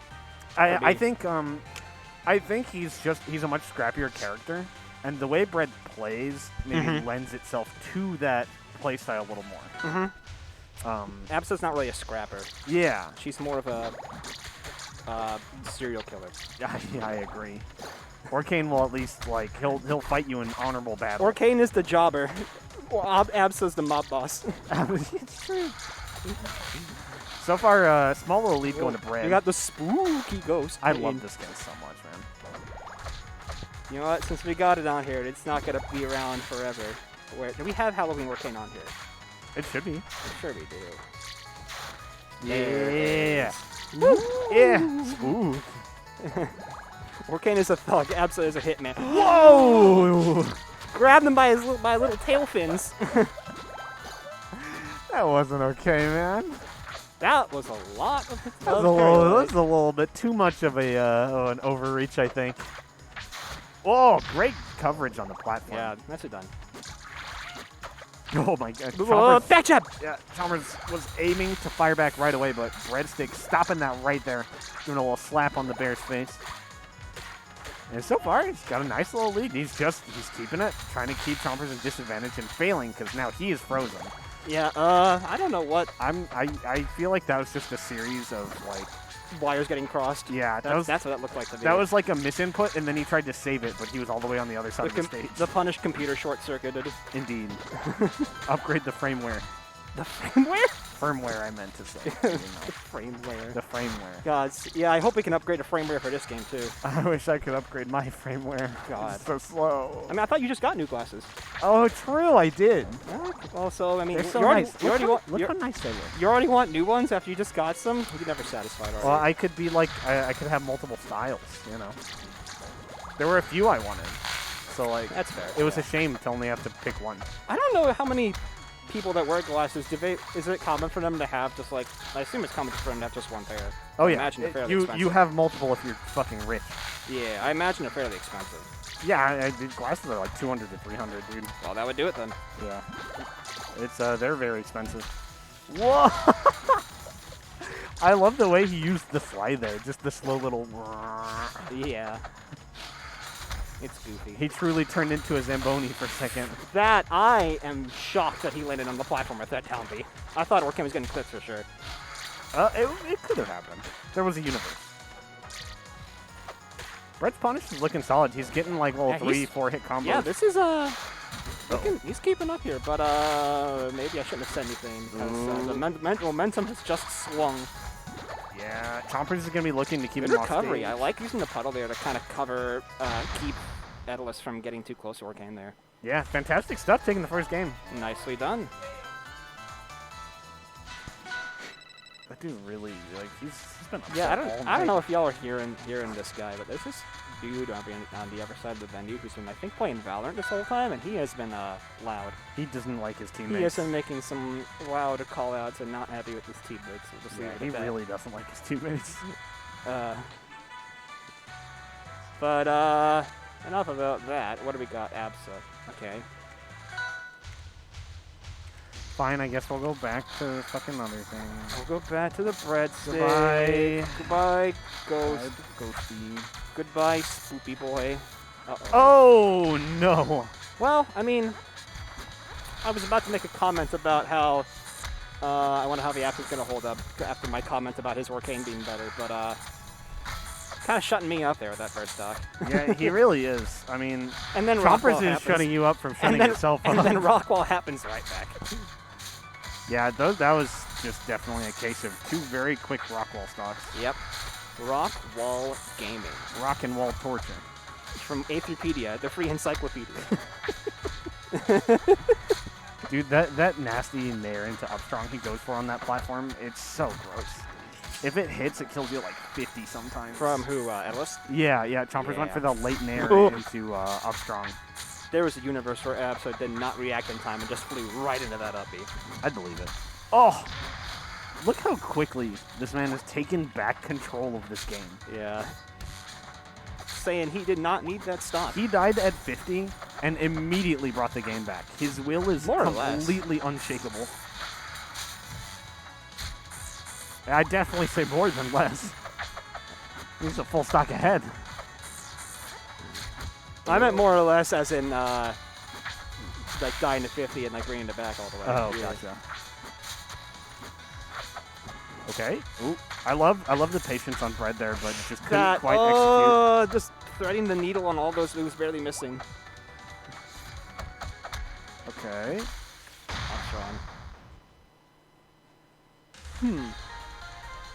Chompers putting it back us on 1-1. Yeah, that was a big turnaround from the last game. Immediately getting the spooky. Orkane back. It's the spooky boy. He's so scary. Yeah, Zach wanted us all to win the weekly tonight. He was like, I'm tired. I keep farming these fucking idiots. Brutal. I know. He really said that. He said that to us about us in call. It's true. Messed up. I would believe it, that heartless monster. I know. He's still pretty cute, though. Allegedly. What do you mean? Have you seen him? Have you heard that laugh? Makes my heart go a-flutter. I don't hear him much. He's kind of quiet.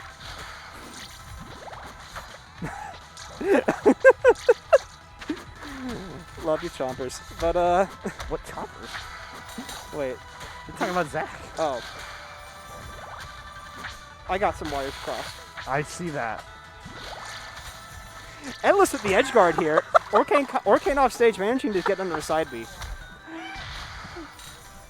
Armoring right back up. Yeah, I wonder, Ooh, that armor's gone. Yeah, I was about to make a comment on the armor, and Orkane kind of proved my point there. That percent seems rough in this matchup, especially. Oh. That was like, Edalus just took like 85% in like maybe 7 seconds. One for each frame. You mean one for each? Or 10 for each frame. One for You know each what I second. mean. That's, yeah. 10 for each second. One frame for each 10% for each second. Math. For Mathematics. yeah. Okay. This set's kind of turning into a bit of a barn burner, a little bit of a mailbox closer. Once again, we're kind of. What do we try to say? It's looking a little more scrappy. The Orcane kind of lending itself to that. Yeah, absolutely. And also, just the bubbles have been just extremely effective so far. Absolutely.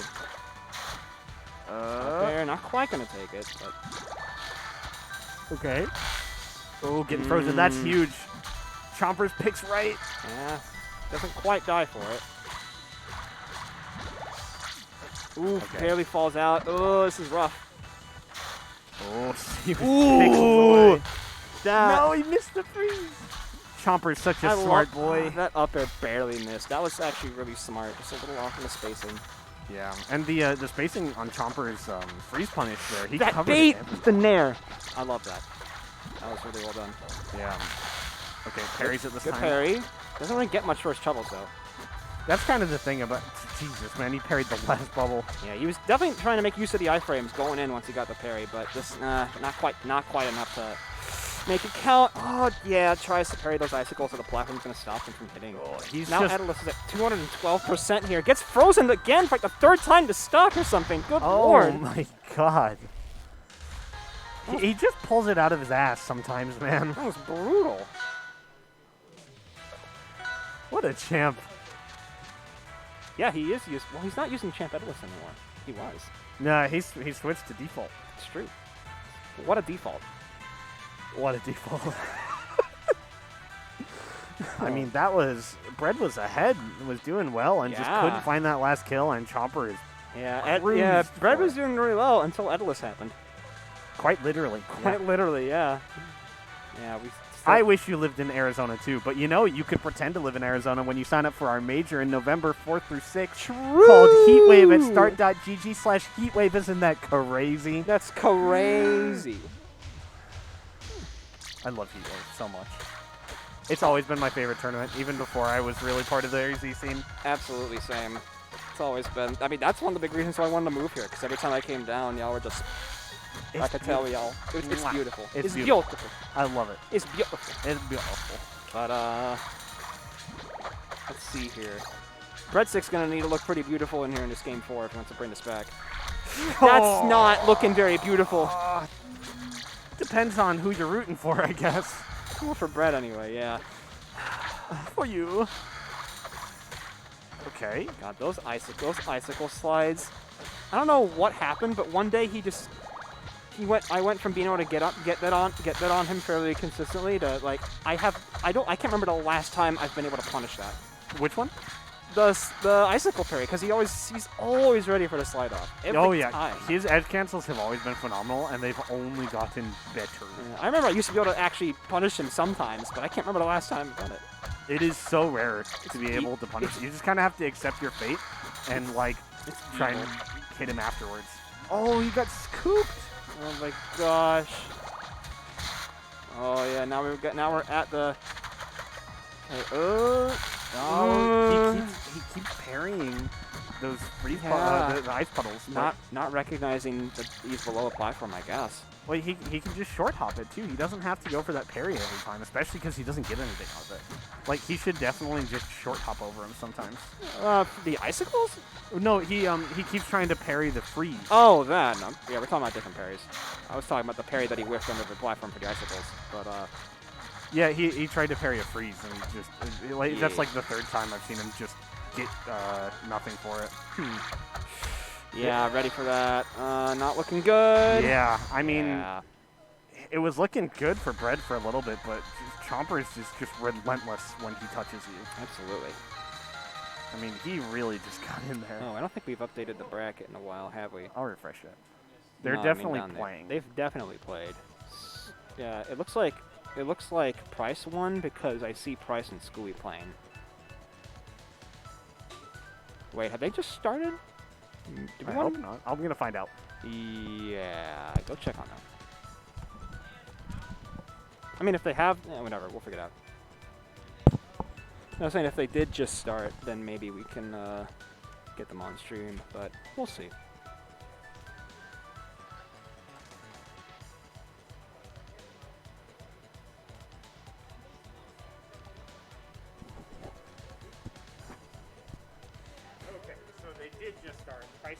3-1.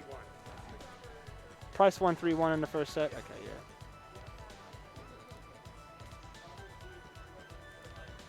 I'm not sure why they were so slow enough, but it's okay. I was saying if they just, no, we'll let that play out, and then, yep. I guess we'll do breads. Yeah, so put price 1-3-1. Yeah.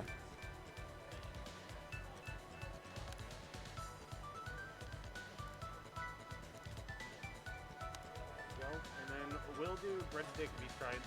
Yeah, I guess. And I'd like to avoid doing winners finals before. Yeah. Yeah, do just losers quarters and then winners finals. Yep. That's what you usually want to do. So yeah, a bit of a hiccup in the bracket, but one that shouldn't matter too much in the end. We should still be on track fairly well here. Yeah, looks like Bread's gonna be hopping right back on here. We're gonna get Bread and V-stride.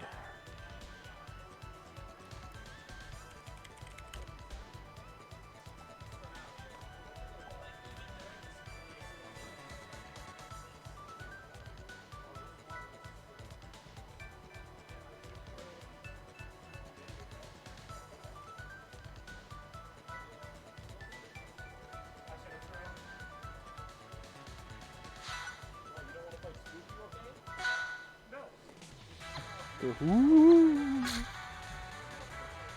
Spooky.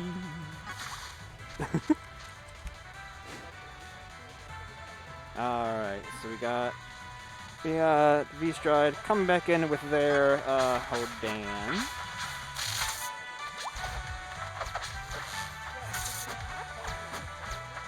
I'm pretty sure these two have played this season, but do not quote me on that.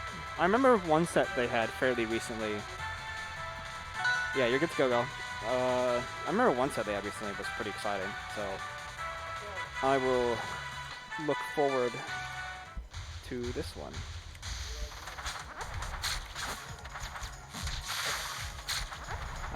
There's a dot there, I see.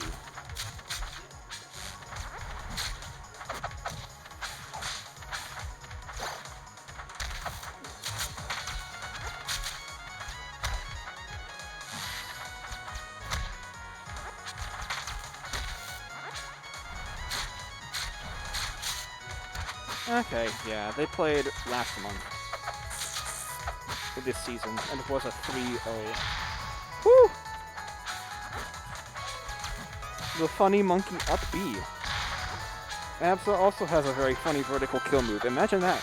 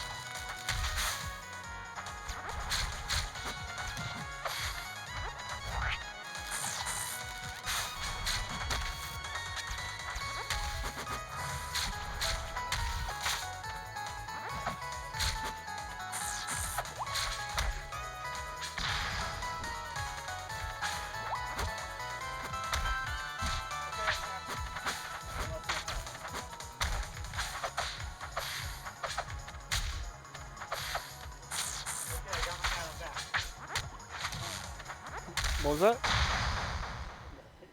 Sorry, I've been kind of zoned out. I'm not great on solo. You're good. I was talking to Albert for a minute. I figured someone would be back sooner. Yeah. I was talking to Albert. Now I'm combing the Arizona Twitter for questions. Quest Ions.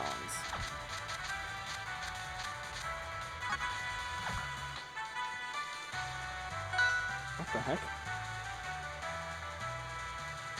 My Discord is bugged. I'm trying to go onto another server. That's weird. There we go. Anyway. I see Steven's off his plane.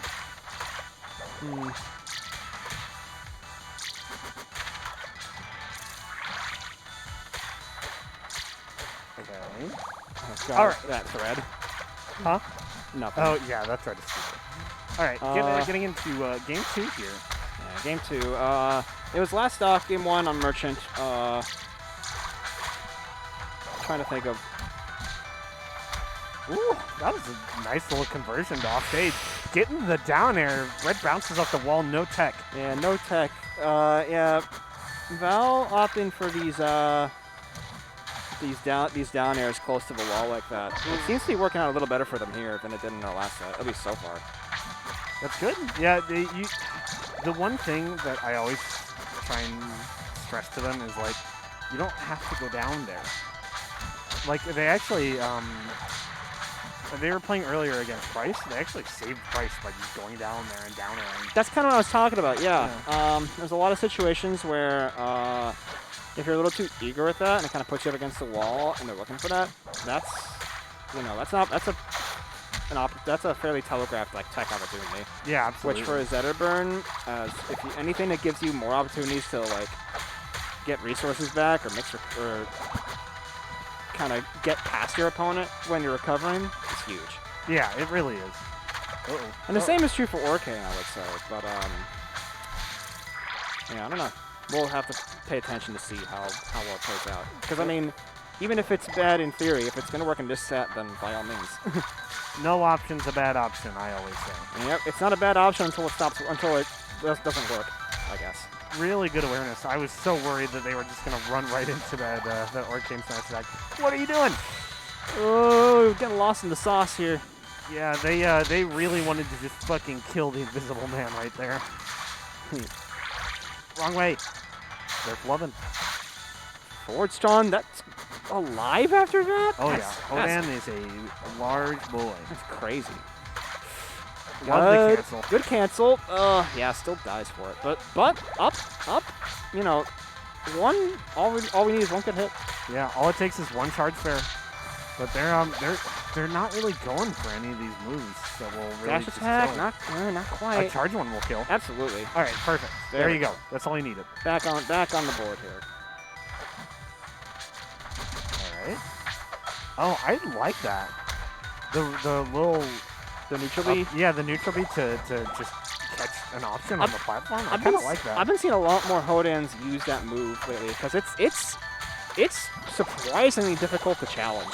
Yeah, it's just so fast. It doesn't really have end lag. It's really fast, fairly low lag. Hitbox on it is really, really generous.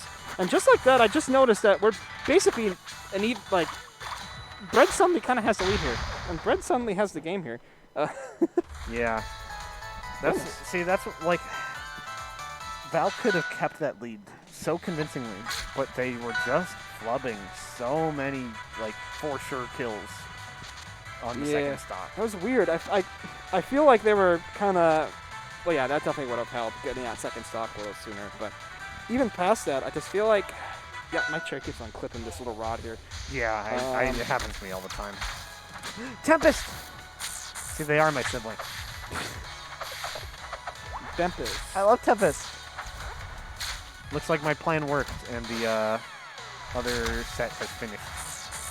Yeah, so we should be getting, we'll be getting the winner of that versus me next. This is not winner semis. I just realized that has to be enunciated. It's loser semis. It's actually loser quarters. That's what I said. Uh-huh. So here we have Val taking the first stock again. Let's see if we can, if they can keep that momentum. Well, Red's keeping the momentum for him. That's the only way to do it, I guess. Unfortunate. Okay. Not going to be able to find a kill move from there, but bad DI on that fair. Yeah. How old is Hoden? I imagine. I mean, obviously Hoden likes his side platforms a lot for his fairly linear recovery. But I wonder, other than that, how much he tends to like the stage. If I were a Hoden player, this would probably be a stage I like. Just because, like, he's got pretty decent flat drops, and he's really good at catching people above him, which, if people are flat camping you on Tempest, they're going to be above you always. That's true, yeah. And I feel like you have good ways to challenge that side plat, because who the hell is going to beat out your charge fair? That's true, yeah. So I feel like Hoden likes the stage, but I could see it. so does Spread, and so does Absa, and it is showing right now. Yeah. Okay. Two-stock comeback already, and yeah, now just not able to kind of get out of this edge guard situation. Oh my God! What a comeback! Good Lord! I thought, yeah, I was kind of clocking out there, thinking Absa was done. But just when all hope was lost. Damn. Okay. Well, now I have to lose you to the other losers quarters match. It's true. I don't think I fought Skooli. You fought him once. It was game 5, I think. It was Tucson, yeah. Yeah. That's right, yeah. First time at a Gatekeeper. Was that after the whole set? No, there was Arcane. I'll let you do this.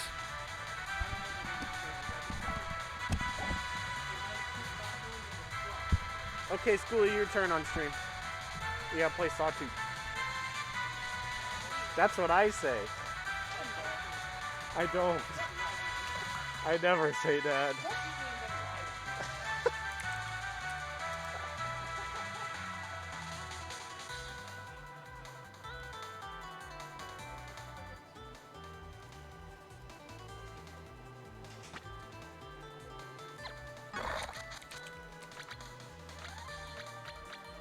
Go.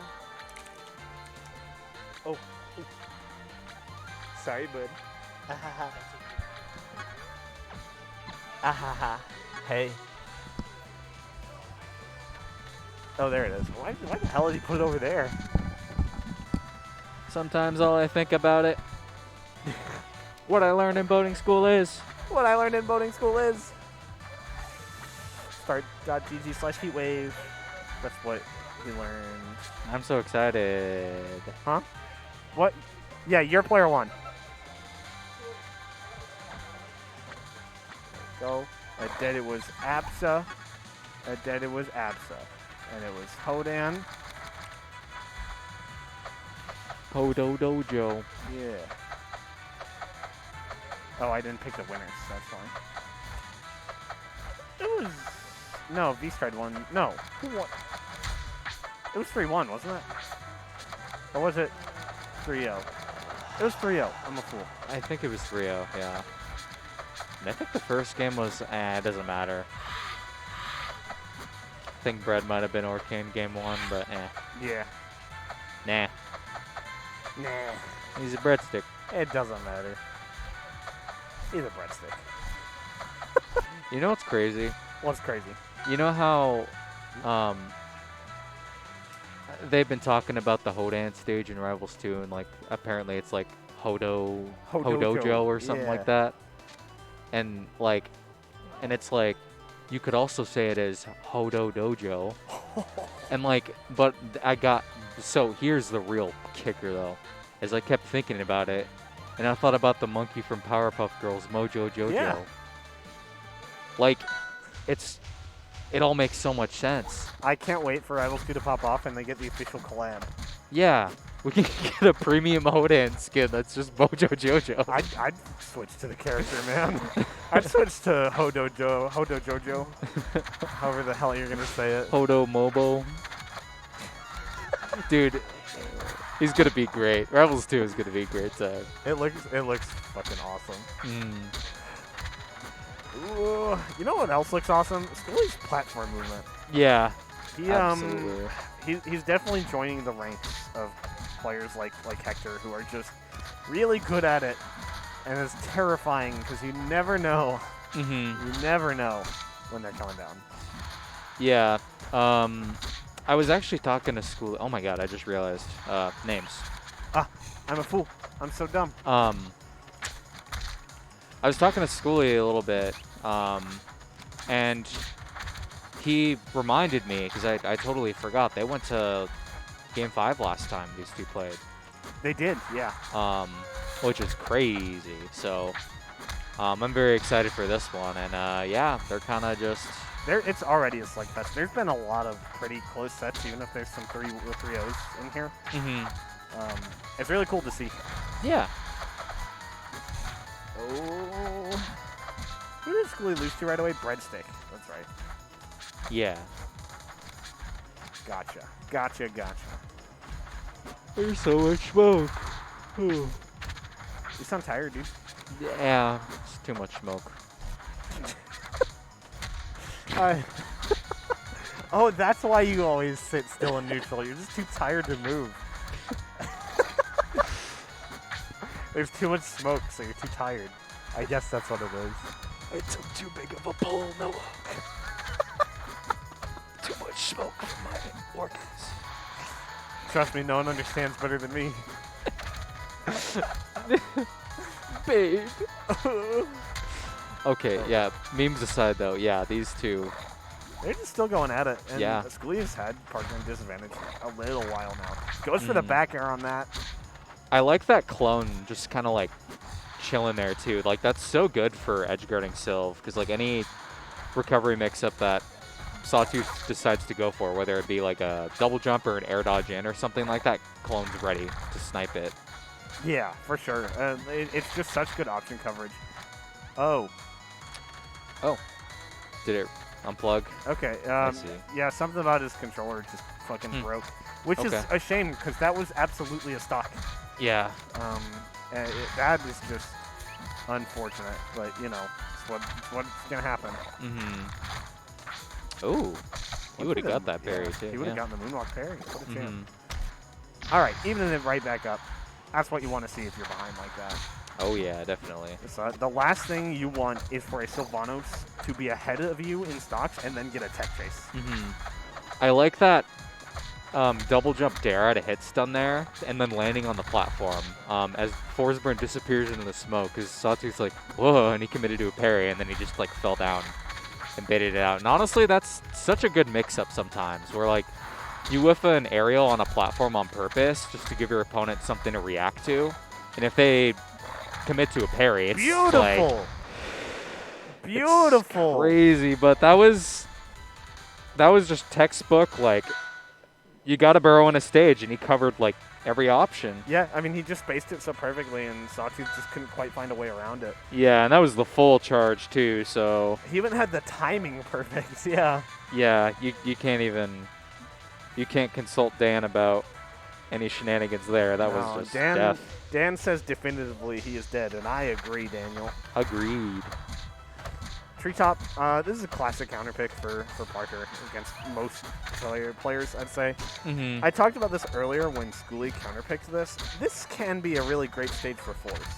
I agree. However, when the biggest thing that is going wrong in your set is you are getting edge guarded really hard, I don't know if you really want to go here. It's so interesting. Like way back in the day when I played a Bossy so much, like he used to take me here a bunch, and I kind of see it after seeing Forsburn play here enough. Like, yes, he can get off stage easier, but if there's any character that's a good platform monster and can definitely take his time, Forsburn can definitely utilize these plats well and kind of mitigate that. He can, to an extent. Sure. So that being said, yeah, Sawtooth a little bit of a lead. Ooh, getting that tech chase. Okay, waiting. Got the clone there. Good coverage. Sawtooth not quite DIing it right. And we're headed to stock 2 for both players. That empowered smoke is gone already. Trades with a Sylvanos move. Yeah, something that I'm kind of thinking about in this matchup on this stage is we were seeing that jumping clone on ledge, threatening Sawtooth from recovering high. But on this stage, like if he burrows and Skooli, if Skooli even gets like one hit, he could just juggle him to the other side and kind of rinse and repeat this advantage that he has. Absolutely, yeah. He definitely has so many advantages, and I'd say in this matchup, there's absolutely advantages on like what I was talking about with Forsberg getting shoved off stage. What do you mean, what's up with the game audio? What's wrong with it? Like, you have to be more specific than that? Because there's nothing wrong with it for us. Yeah, not on our end. Crushed. Gosh. Somebody touched the EQ thing again. Ah. All right, we'll figure that out after the set. Yeah, you're just going to have to deal with it until after the set. Yeah, well, we'll fix it. Yeah, this is what happened last time. Somebody messed with the EQ on the mix amp. Okay. That's terrifying for Sawtooth. If he gets caught off stage even one more time. Yeah, that Same would for be, Skooli. That would be at the very least an evening of the game. But that awareness, getting the parry on the down air, beautiful stuff. That was a really good call out from Skooli, like spacing around that up into the cancel too, because it looked like he waited for it, but just a little bit of hesitation on the dare there, and Sawtooth taking that. Yeah, for sure. I think you got to be a little bit afraid for sure, though. The opponent still almost won on your counter pick. That's terrifying. And this I think is a fucking awesome counter pick for Skooli. This is a great pick for him. You get just incredible plat drop potential, which is going to be so good at jumping into Syl's blind spot. Oh yeah. If there's any Forsberg I remember that absolutely loved the stage, an old school one, Alexis, would counterpick Mir a ton. And man, Forsberg can do so much with plot drops here, and just utilizing these platforms to be that much more ambiguous and neutral. Yeah, he really can. And not to mention, he has great tech chasing options on the platform. So he has really good kill options for when you jump up there, too. I mean, the upcape hits up there. He can jump up there, waveland down strong, like a lot of characters would be able to on a plat like that. Yeah, whether Forsberg's like trying to catch like a forward air. Yeah, really good catch there. Whether Forsberg's looking for like a forward air or like a down tilt to pop onto that platform to waveland is just so threatening. All right, hell yeah, dude. See you next week, Albert. Yeah, Albert's getting tired, so he's headed home. Respect it. Me too. But I'm going to see him at Riptide, and so are you. I'm so glad you're going, dude. I'm so stoked, dude. Who are you staying with? Parker and Guinness and Eric. Nice. That's pretty good room. Yeah. Hell yeah. Yeah, I'm with Kev and Boyd, Cyberhex, Baps, and my siblings. Ah. So we went for the big room. Sick. Uh-oh. So yeah, well, I kind of like, my focus drifted away from the game. Yeah, Skooli, considerable lead.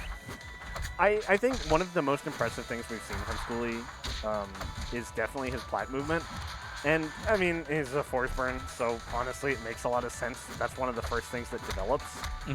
Oh, the double bear! I love it. I love it so much. I'm so glad we have a Forsberg main back. Yeah. We have two, because we have Integral now. Yeah. It's so beautiful. God, I love this fucking character. Makes me remember the old days. Same.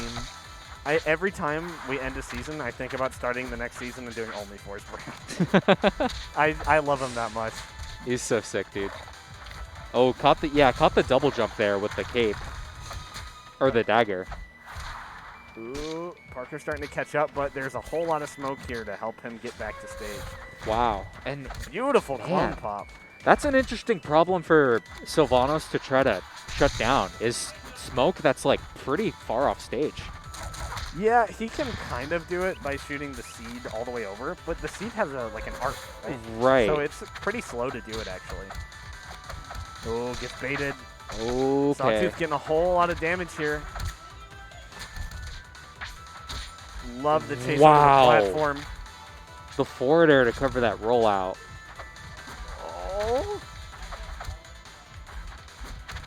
feel like he's playing with his food. I feel like he could have ended it already with a down strong at 120. And honestly, I don't blame him though, because he's focused more so than anything, it seems, on just maintaining this stage. Because if he loses it, Sawtooth could get an easy tech chase. But he's got his own tech chases. Damn right he does. But it's not a tech, it's a burrow in a stage. But it's a chase. He does. It's a dog chase, chasing the dog. All right. All right. I'm sorry. It's okay. There's been a few moments tonight where I just stared at Parker because of something he said. So it's just like the same thing. Skooli's up 2-1. Yeah. Sheesh. And now I'm wondering, what does Parker want here? What stage does he want against Forsburn? I believe we may see maybe here. Maybe here, but I'd be a little scared of that. Maybe here, personally. It really depends. Some of them kind of polarizing picks, especially the top left. I agree for sure. I called it. Parker is opting for the flat stage. He is keeping Skooli in disadvantage as long as possible, giving Skooli less platforms to play with, because obviously we've seen he does a whole lot with them. But so far he's doing a whole lot with the limited space on this one too. If he got the turnaround and like bear out of that down tilt, or even like a dare, because that looked like kind of DIN. That could have been a stock already. Absolutely. This is what you have to be scared of, though, because he took so much % coming back, and Parker knows that. Parker's going to keep him away from the platform as long as possible. Right. I love the attempt to stop any plat drop on there. The waveland down. Okay, I was impressed at that thought that Sawtooth had, and I'm even more impressed that Skooli was ready to DI that. Yeah, he almost got the parry on it, too. Like, he knew an option was coming, but Parker just quite had the timing. Okay. He got bamboozled. I did too. I don't know where. That waveland? Oh my god. Okay. All right. Still taking the first stock, but. Oh, what a scary first stock. Okay. He's outspacing the burrows so well. He really is. Okay. Pop the flower. Kill the flower. Okay. I would like to see that a little bit too. Like, for example, right there, if he had taken care of Flower, he could have confidently committed to a down smash, because he's absolutely at kill %. Absolutely. And honestly, I'm going to commit it to it anyways, because there's a really high likelihood it just trades and kills Parker. Yeah, Beautiful that's a fair one. I mean, he's just covering the recovery really effectively. He knows his character has the tools to do it, and he's just using them flawlessly. And meanwhile, Sawtooth has been doing a really good job of just making the most of these tech chases when he gets them. But oh my god, speaking of tech these down tilts, dude. Alright, unfortunate DI on the down strong, but yeah. Still doable for sure. Unless Sawtooth is running away with it, getting a little bit of %. Don't give Sylvanos an inch, he will take 30 miles. Oh, yes, he will. Okay, yeah. Alright, coming back. Little too ambitious there. But hey, I respect it. You have a solid lead, and if there's any character you want to pressure off stage, it's Forsburn. Definitely Force. Yeah, I agree, 100%. But, oh, okay. That was sketchy sketch. Oh my god. I'm sorry, I peeked. But it's okay. Oh my god, Skooli's peeking too. Dude, this is one good stock of Skooli taking the. I mean, this is gonna be rough, this recovery, but oh my god, the double jump back. All right, he's got his resources, avoiding the fair narrowly. Sawtooth opting for the dash attack, falls out of it. Too high a %. Okay. Oh, great recognition. If that platform came back a second earlier, he was upping to it. I could smell it. Yeah. Oh my god. What a set. Dude, and Skooli's got counter pick advantage. He does? So that means Parker's going to have to really, really think carefully about his bans. Yes. Which obviously, getting the DSR out of the way, I agree. Those platforms. If those weren't banned, I would have banned them. definitely going to be thinking about which stages have a lot of platforms. The Spirit Tree ban, I feel like he maybe didn't need to ban that, but I think the Tempest is a no-brainer. Spirit Tree, I don't really blame it. Like, regardless of like how you think about neutral in the matchup, it's an explosive stage. If you're not ready to play on it, I don't fault him for it. Personally, oh, interesting. That's a good one. I think personally, I would have opted out of the. I would have thought to opt out of the Spirit Tree ban and done maybe Rockwall instead. I could see it. Yeah. I could see it. Yeah. This is a little bit scary, but Silva also likes this stage. At least I think so. Just generally likes triplats. I am really excited to see how this game goes. Definitely. Yeah, Parker's used to utilizing triplats well, so he's no stranger to this, but I think if anything, your game plan as Parker should be to control that top plat as much as you can. Absolutely. To deny Skooli the space to do it. Oh my god! What a champion! Yeah. Parker let him go to a stage that is going to help his recovery a lot and said, fuck your recovery. I'm not letting you recover. I'm going to kill you now. Yeah, that's what's so crazy about the stage. Honestly, these side platforms feel like the Tempest platform sometimes. Where They really can.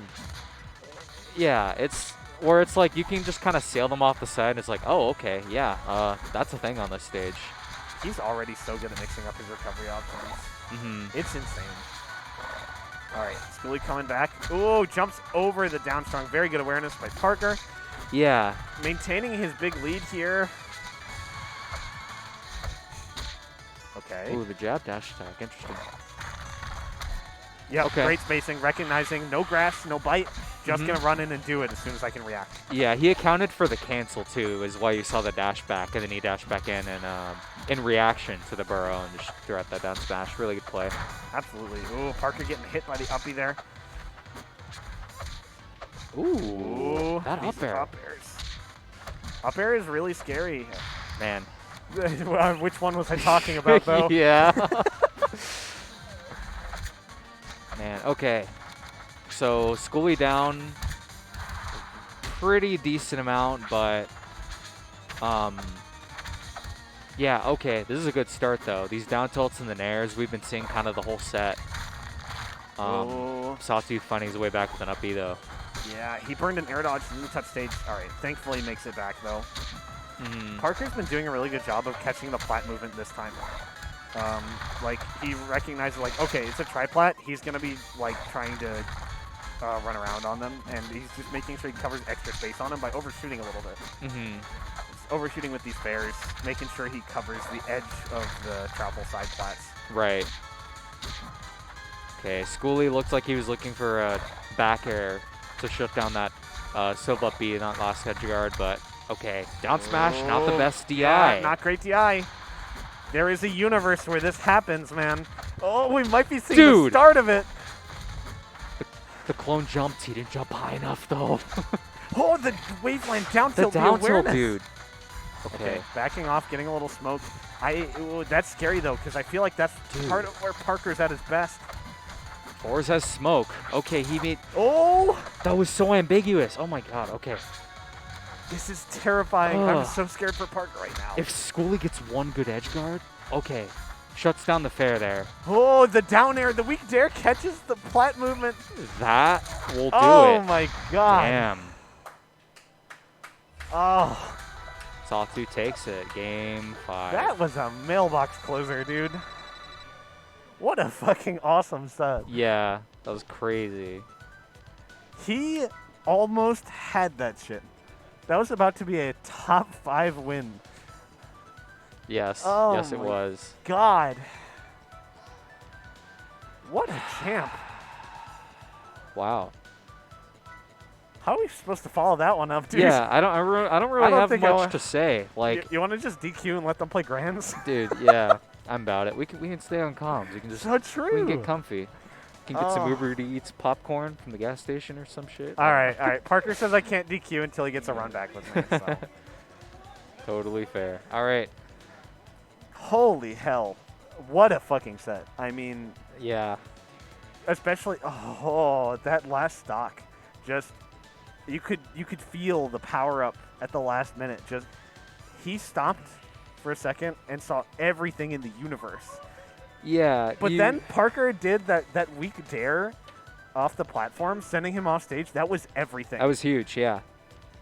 Yeah, 100%. It gave him time to clear out the smoke because Skooli was building up a lot right there. Yeah, we were talking about the bans, and that's I was surprised about the Armada ban over stuff like Troupple or like Rockwall. Yeah, I also thought the Spirit Tree ban was interesting.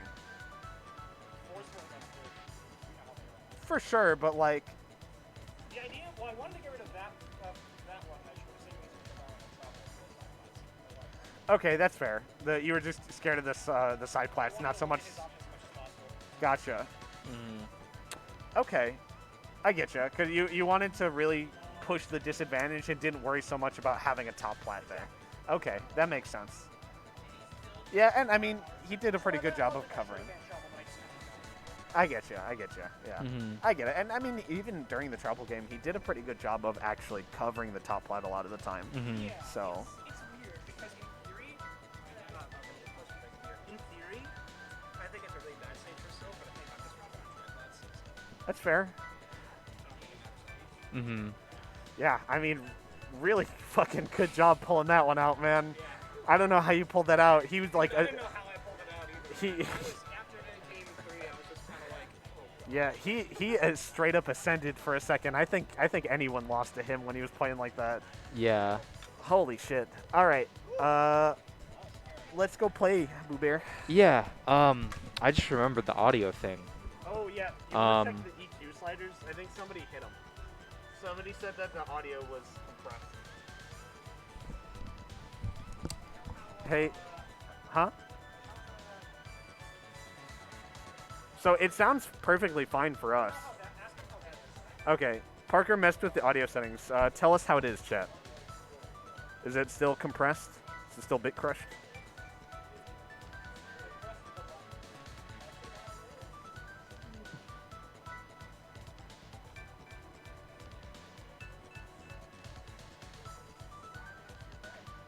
I guess we'll never know. Sparks. Somebody told me. Sparks.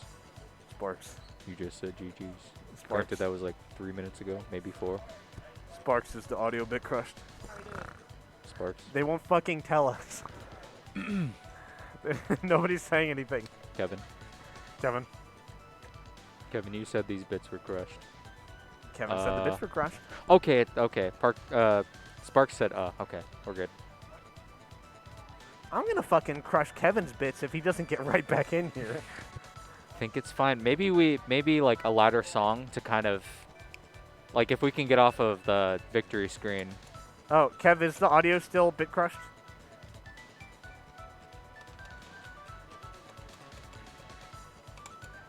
Hey, Wootiful. Kevin. Kevin.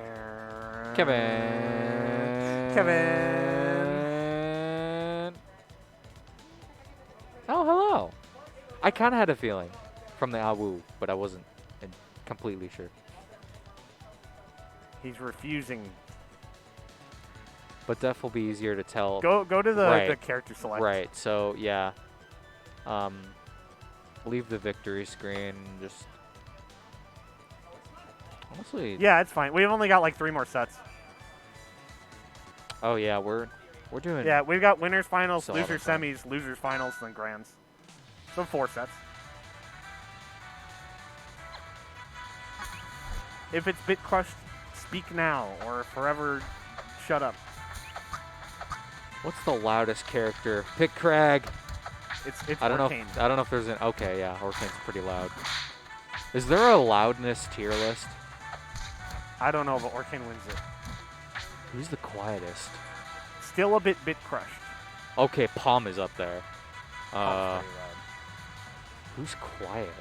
Who's quiet? Now on my end, it sounds pretty. on my end, it sounds pretty bad now. Absa might be pretty quiet. Try it. Let's see what they say about right there.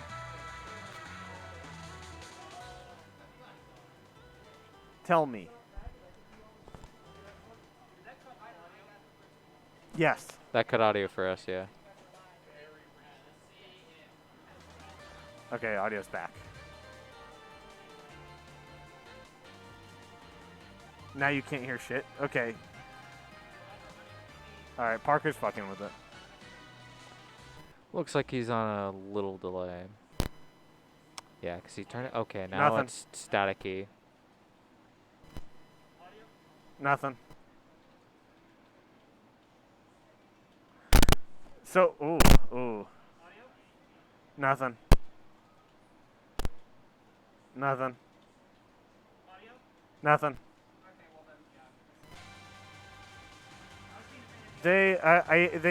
Spark said a little quiet, but better. Yeah, I know. We're trying to fix audio. I'm sorry. Yeah, sorry, fellas.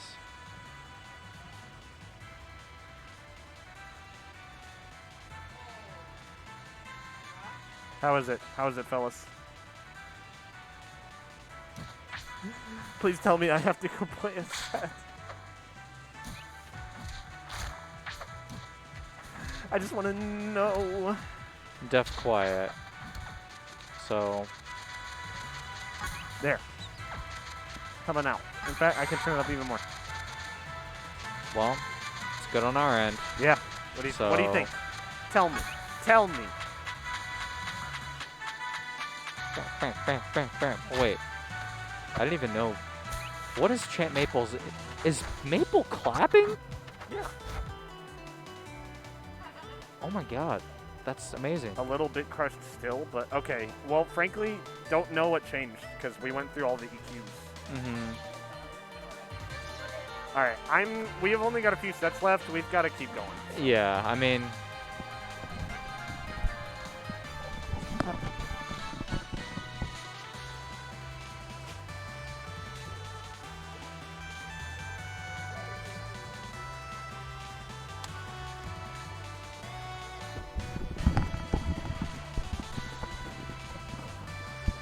All right. Well, let's see what we can do here. Yeah, I don't know. I don't know if there's much we can do about that, but I definitely know what y'all are talking about. I've heard that in the past here regarding it sounding a little, I guess, bit crushed. But actually, I have an idea. Where is the sample peak line? No, the sample rate's where it should be. I was double checking in OBS to make sure, but that's not even an option. Advanced? I'm just trying to think of what could possibly be doing it. Because if it's like a bitrate issue, then I don't know how much of it is the mix amp. Although it could be. I don't know. Yeah, that's weird.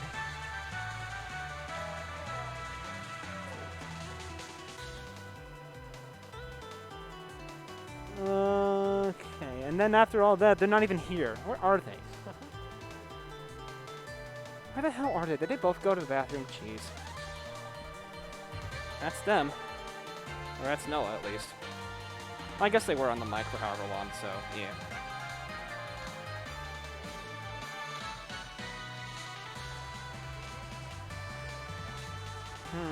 Yeah, I don't see anything. Or at least nothing obvious. How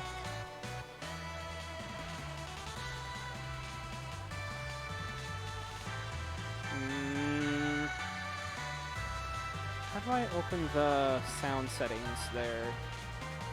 And sound devices? No? Let me just go to that. Oh, yeah, you can do it down there, right? Yeah. Sounds? I think so. Yeah, okay. Let's see. I believe it's, oh, it looks... That's weird. But,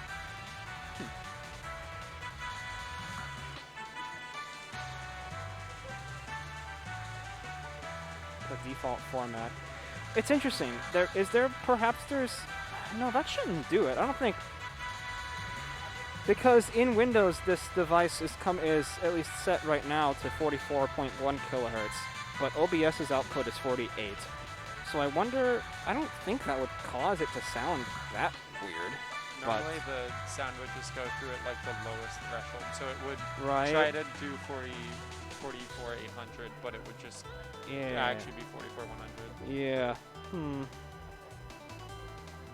I don't know. Weird. Unless OBS does some like weird try to correction thing, but you'd think OBS would probably be Beats higher me. quality than that. Yeah. It beats me. This will be a fun one to watch. I'm reluctant to even change this because I don't want to break something. Oh yeah. I don't want it to just get completely fried. Is that what I'll try OBS to. is on? OBS is listed in here 48. Okay. So I don't know. I'll try switching the bitrate on the Windows side of things after the set because I don't want to mess it up right before they're on here. Yeah. But that's bizarre. I don't know. I know what you were talking about. I've definitely heard the weirdness. But we should be getting right into it here.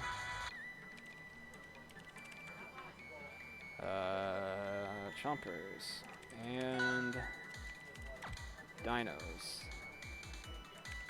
Ooh, the pink Atlas. It's always a delightful mystery to see which skin we're gonna get from Chompers for any given set here. Yeah. We're usually pretty confident on what Dinos is going to do. There we go. Yeah, usually pretty confident on that. I'm trying to think of what I've seen him use when he can't use that skin for some reason. I've seen him use the arcade one sometimes. Yeah. I'm trying to think of what else. What he tends to prefer.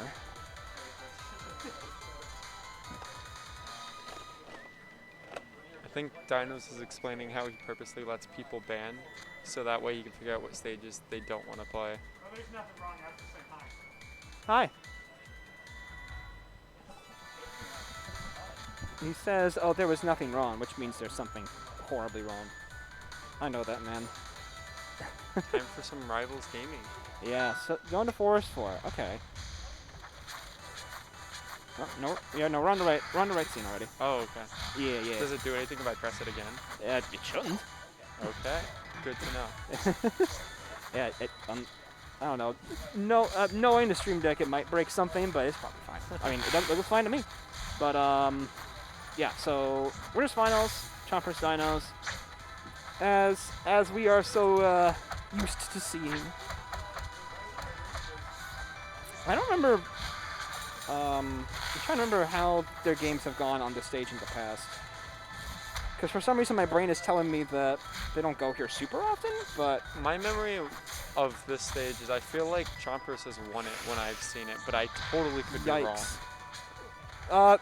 That's definitely... I would definitely give Edalus and... At least, probably I would give Edalus the edge on this particular stage. Just because it's got... a lot of things that Edalus would look for. You know, you got... It's pretty large, so you got plenty of room to play his good ground game. Wide open area makes aspects of his punish game a lot better. I'm surprised he was able to connect that up air after that forward air, but very well done from Dinos Absolutely. to get a huge lead to start up. Just sitting there crouching, finally bites at just the right time. Now, if Chompers can get some percent, and then even if he does get hit, put on some armor, then he can definitely even this out. Oh, it's absolutely not out of the question. Yeah. We have seen these two play enough to where we know that neither of them is out of the game until we see the game at the end. Yeah. Oh, that was a little scary though.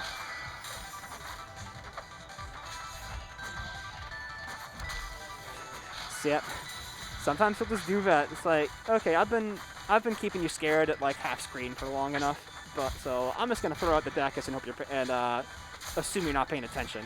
He's really good at catching people with that. Well, maybe not paying attention, but not looking for that. We're looking for like a different kind of way of getting in. Because it also catches, the thing about Dacus is that not only does it catch you kind of going on the ground, it'll catch people trying to jump away, kind of jumping away from you. Yeah. So it kind of covers a lot in a weird, kind of crazy way. It was a nice conversion from Dinos, the classic, and that's game 1 going to him. In terms of thoughts on that matchup, I don't really know how either of these two. It's been a while since I've asked either of them about it. I don't know. I can't think of any particular reason as to why it would be particularly one-sided. I mean, I feel like I think maybe I can see Edalus being a little bit weird for the Claren in neutral, just because you know, one of Claren's kind of defining weaknesses is how hard she can get whiff punished. Edalus has some of the best whiff punish tools just in the game.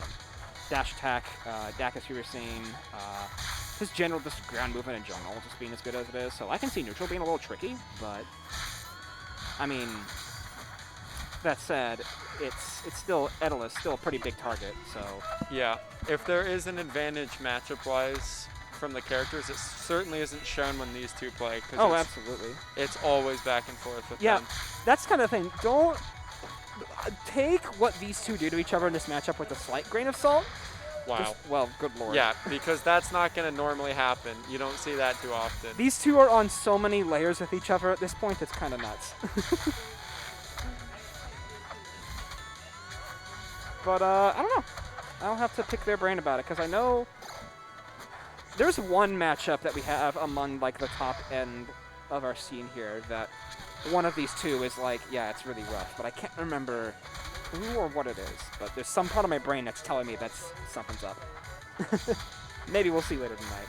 But that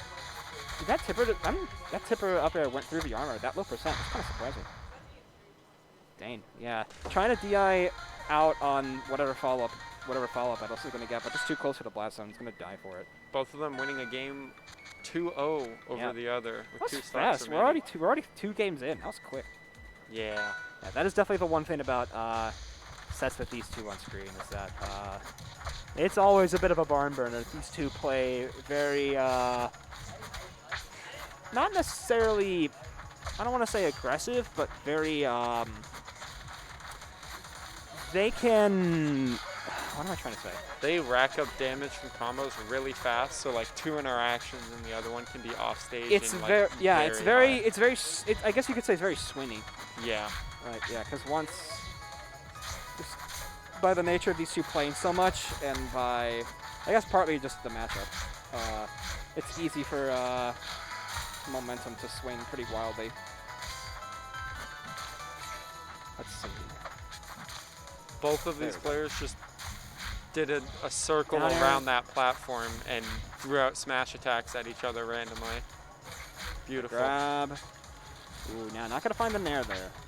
Good. That was an amazing counter field. That was Good really lord. good. And that back air just barely connecting and setting up perfectly into the right height for the forward smash. That's kind of nuts. Yeah, down smash on Claren's a good move, but if you do it right in front of an Edalus on ice, he is going to Dacus you. You're not wrong. You are not wrong. One of the many aforementioned strong whiff punish tools that we're talking about.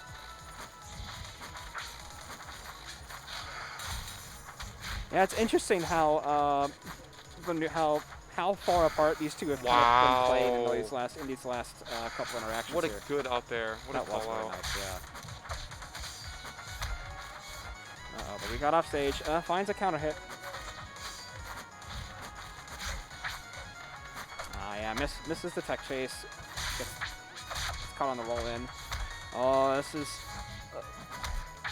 yeah, ready for that tech. Yep. He's ready. He I was knows. kind of not expecting that to hit. I didn't think he'd be able to get down fast enough. Yeah, I thought if he was going to hit it, I thought he was going to die for it because he would have gotten so low for it. But Right? Yeah. Well, not so- Chompers knows. Yeah, I thought that Good Dinos down was too low B. for that. The Does no the no direction? Yep. I feel like that is definitely underused. Yeah. At People call it a 50-50, but I mean, it's always an option in no tech. I mean, there's some. I mean, a lot of options he has will cover both. Yeah. In terms, like, when I say both, I mean both no direction and left or right. But Especially on platforms where they can just like down B or something. but depending on the mind games and stuff, like you Yeah. can see if they're sitting on like the right side of a freeze, and they're like reading a roll right for whatever reason. Much like most of Rivals, there's some counterplay to be involved. It's not a guaranteed stock for the Atlas by any means. Absolutely. And That forward just strong. raw F smash, clear it out, and that's 2-1 catches a Dinos' favor. Catches a bad parry and gonna take the game for it.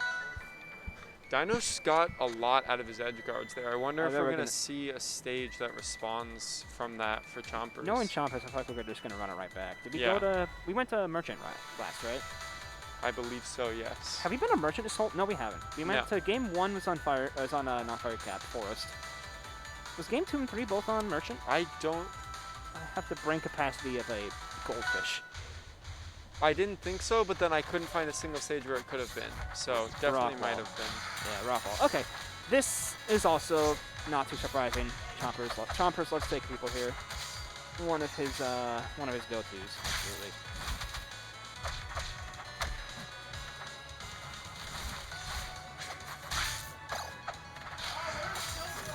Yeah, tries to catch the parry on that icicle there. I wonder if he meant to try to do like a sliding parry, but not gonna find it. Dang. Yeah, doing a good job keeping the Edalus kind of pinned down there with that combo string, but manages to find a way out and boost the stock for it. Catches the landing out of the armor. Wow, what a good back air. He had to jump towards the icicles, drift back just enough to not get hit by them, How did that tipper not hit? and then he still got the sweet spot back air. Well, Sean, not gonna be tipper. That might be death. Yeah. That's death, yeah. Even on And- Edalus, that's still death. Even game. It's true.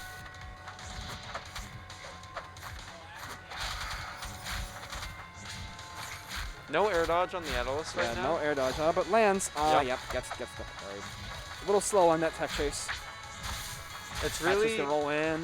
It's really interesting to watch because you'll see Dinos slow it down when Chomper starts to get ice and can start his little dash dancing with the when like he's canceling out his dashes and stuff like that, his dash attacks. But when there's no ice, Dinos really tries to put pressure on Chompers. He does not want to let him get that for free.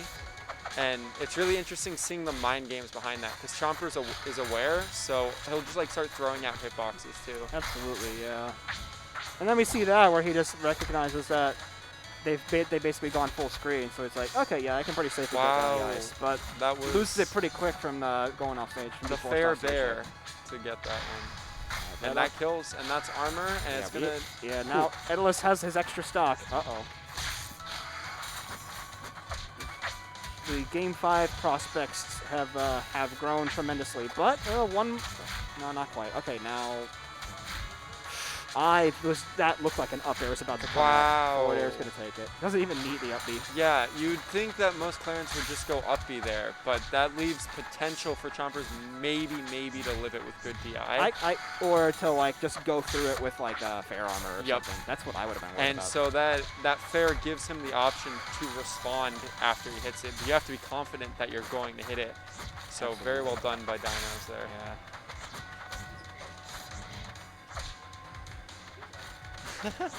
Just those awkward pauses where both of them, like you can see it's like Dinos daring Chompers to try to do ice. Those are the 6 layers of Yomi pauses, you know? Yep, you know what I'm exactly. saying? Oh, man.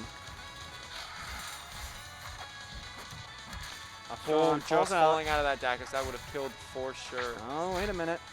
Gets the This- grab. Oh man, if he could have gotten that Ooh. sweet spot, maybe into the Larry Uh-oh, possibly. off stage. That Nair's not going to quite find it. still kind of has him in a bad spot, but I don't know. Ooh, that up tilt's gonna. Not gonna die from that whiff, but not a good position. Yeah. Yeah, it gets gas shot. Yeah. That's all it takes. One up tilt, and you're off stage against Edalus. And as much as Dinos tries to mitigate it, off stage against Edalus as Claren is not fun. Absolutely. Especially with how daring Chompers is with the edge guarding game. Absolutely. And that's Tempest. Both of these players I've heard talk about liking the stage. I know that, yeah, I definitely heard it from Dinos. Not so much from Chompers. I guess I haven't heard it from Chompers, but I'd be hard pressed to say a stage that Chompers would like actively despise. I don't think so, yeah. I mean, I don't believe that he is a Tempest hater. Yeah. So, yeah. I mean, these two have gone to the stage in the past. Yeah. A number of times, so it's not like either one of them is particularly part of the banner. Down the... Oh, yeah, a little too early on that down air. Gets opened up from it. Now we're off stage. Ooh. Up-B's out of the situation. That's a that very was good a call. cheeky a cheeky down shot. The run in, and just as you react to the run in, just fade back out shot. Yeah. I like that. Yeah, Good the armor on Tempest. That's huge. It's always interesting to kind of see where the headspace of the players at on Edalus when they decide to go for armor over an edge guard or something like that. Really shows you what they're valuing. They don't think that they can get the stock off the edge guard, but they think they can live through something with the armor. Yeah. Definitely a tempo changer for sure. What just happened? I don't know. I heard that too. Oh, I bumped that slider. Okay. I bumped the main volume. Oops. And even game, I looked away for a second and the stock was lost. Right. Once again, a very momentum swing prone player matchup and character matchup, I would say.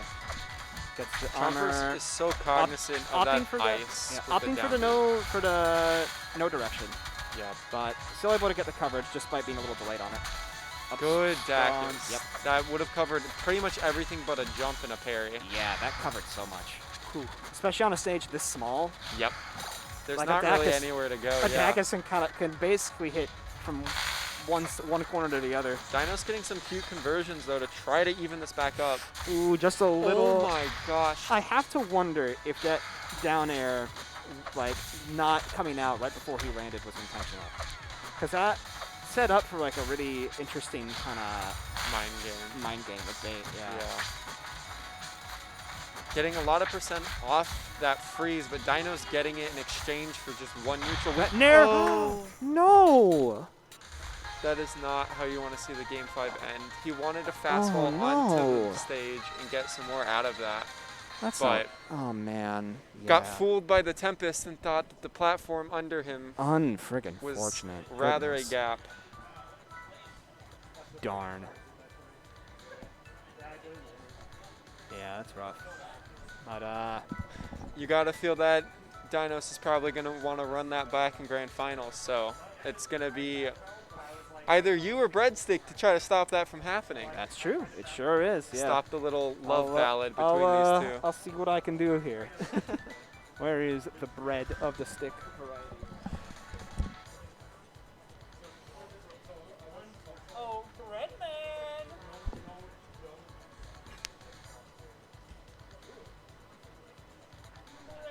That was a fun set to watch. That was our second Game 5 on stream. Actually, no. Not second. Maybe third. No, that was second. There's been a lot of 3-0s today. vstride taking some pretty good wins. 3-1 over Jules and 3 over Mushroom Soda is nothing to scoff at. But the Phoenix crew stopping him in his path. Chompers, not 3-0ing Breadstick, but 3-1ing. Even still, the bracket's kind of going slow considering how many people there are, but a lot of good games. I know a lot of the ones that I've been seeing off streams, like they were 3-0s, but they didn't feel like 3-0s at all. Like Price had some close games against me. Variable, I know, had some very close games against Mushroom Soda, I'm pretty sure.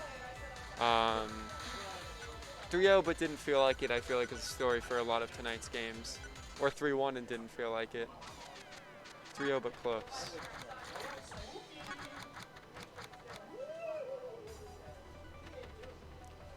It's very interesting in this matchup that Breadstick actually goes to flip the coin because he's clearly had issues with Ash's Arcane, and while Ash's and Breadstick's Arcane are very different, just in play style in most regards, I will say that the trouble with Bubbles and his complaints about Arcane in general, you'd think that you'd want to take that favored Arcane matchup, especially into someone like Sawtooth, who has so much matchup experience with Abza and seems fairly comfortable in the matchup.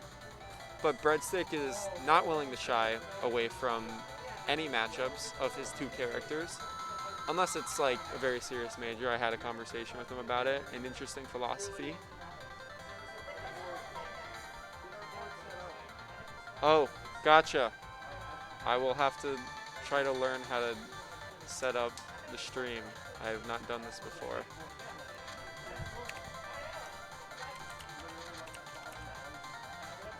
We can learn together.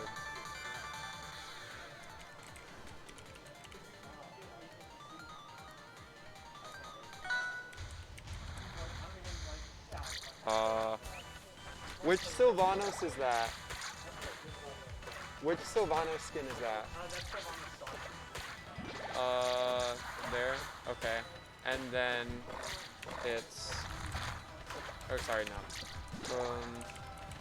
And then is there Halloween? Is that, Yeah, that's Halloween. Cool. You can just save yourself some headaches. Do I have to like hit something to get it to appear on stream? Oh, yeah. Yeah. So you type these in. So we'll just do this. Okay. We made them his own item. Oh, Since okay. he always swaps. And Gotcha. these are semifinals. And you just hit the save button over here. Gotcha. You just hit the save and hit the There we go. I got some help, but we got through it. And starting off on Sylv's home stage, but starting behind for Sylv nonetheless. Wasn't able to catch the beginning of it, but you can tell Bread is willing to play a patient game with Bubbles, and I feel like that's the story of this matchup a lot, is recognizing, the SD, recognizing that Sawtooth struggles against those Bubbles and really using that to play against the patience and the range from the Sylv. Arcane is able to contest with a very solid ground game of its own, but even still, you don't really want to mess with Sylv fair or down tilt, so using Bubbles where you can certainly helps. I really love these empty hops from Sawtooth. As long as there's not bubbles in front. When there's bubbles in front, he's getting caught. Ooh, great conversion with the Nair up air. When he's empty hopping in front of the puddle, he's actually getting caught by the bubbles quite a bit. But when that's not a threat, he's causing Breadstick to really have to play patient. And to be honest, unless Breadstick has like reverse back air coming in or something, there's not a lot of threat from the Arcane. Like, he can bubble out, but if Sawtooth isn't committing, it's not going to hit him, and he gets stage control for free from it. But we're seeing Breadstick with a huge combo game right now, only now just dropping it, almost getting a kill conversion off of that. We're down up air, and that's the second SD from Breadstick. His combo game is doing great, his neutral is doing great, but he needs to recover or he is going to start letting Sawtooth back in this game. Down smash will take it. Tried and true, you can SD 2 times, but if you down smash your opponent 3 times into the blast zone, you will win the game. And getting the Arcane again, you have to wonder if Breadstick actually cares. Like, if he secretly is happy that he's getting certain matchups and sets, or if he's just become so numb to it all of the flip of the coin that he just plays the game regardless. Quick bans from him. Knows what he doesn't want to play. And Fire Capital. I'm surprised that Sawtooth didn't take me to this stage in his set. I was kind of hoping he would, but then every time he didn't, secretly happy that he didn't still. Very hard stage against Sylv. Can play around the platforms a lot. covers a lot, but Orcane very much can play on this stage very nicely too. You can fair back to stage and get onto those platforms for recovery. Ooh, great dare fair. Or you can just play on the ground, because Orcane's ground game and tech chase is pretty amazing, and there's a lot of stage to do it on this one. Parrying bubbles, different sliding into it, and when he needs to just do it from below. Possibly you could argue Breadstick getting a little too antsy with those bubbles, but Sawtooth, presence of mind to parry them. Getting a parry back from Breadstick, and great conversion, catching Sawtooth just slipping on that joystick just a little too much to give him that stock. And if he can get a good combo string here, getting that stock right there could be huge. Breadstick can play with a lot less fear if he can get that, but yep, and there's that fair over the stage. You can just glide through the whole thing. You can do that on most stages, but here you have a lot of places to land, a lot of places to mix it up. That fair and that backwards fair in the edge guard, great. And a parry into F smash. He gets it, but winning a neutral win through a parry feels different than like finding a confirm. And it kind of shows that like sometimes you're just getting hit so much in neutral that you just feel like you need to parry to get out of it. But Sawtooth not letting it shake him up, and back on the oppressive Sylve game that he's been going for this game so far. Breadstick fishing for like a DI in on one of these down tilts so he can get it. Oh, that back air is so close to hitting. He has nothing. This is going to be very hard for Breadstick to come back from. Can go up to the top. The platform, like I said, up there, it's so huge for Orcane. Certainly makes the stage more tolerable. The full DI in actually catches Breadstick off guard there. Can't find the confirm for it. And this is starting to get really hard to come back from. Sylve can struggle to kill, but eventually these fairs and uppers are going to kill this Orcane if they can't start closing out this stock. Because eventually Sylve is going to find something. And that's not something. Breadstick lied to me, said he was dead. I believed him. Ooh, almost catching that edge guard. Just rinse and repeat with bubbles. The edge, little antsy on that down smash. He would have, if he just waited for that Sylve to get there, he would have gotten it. Breadstick did not realize his opponent had a whole extra stock, and is throwing out a lot of moves in response to that knowledge. Maybe if you throw out enough moves, the Sylve will never hit you again. Missing the waveland, and that's going to cost him a stock. That's how it goes. The timing, dude! The timing, man! So it is now Breadstick's turn to pick a stage. I believe the score is 1-1. I will say, I love watching Sawtooth sets, but they're very long often, and that's coming from me.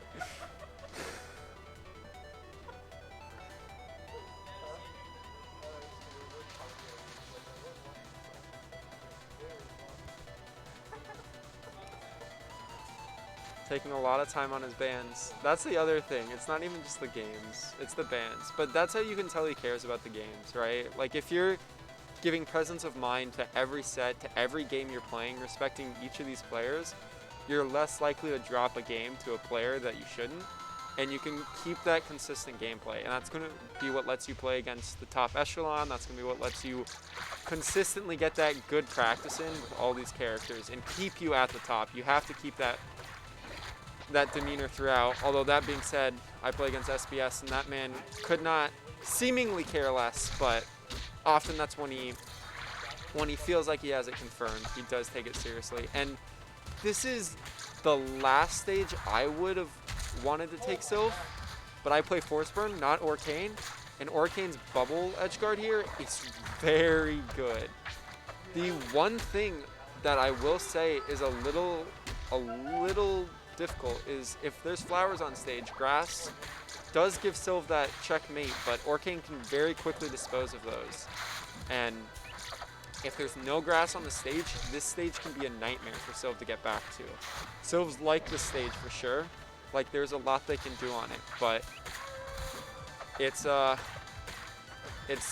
very, very hard on the edge cards for both of these characters too.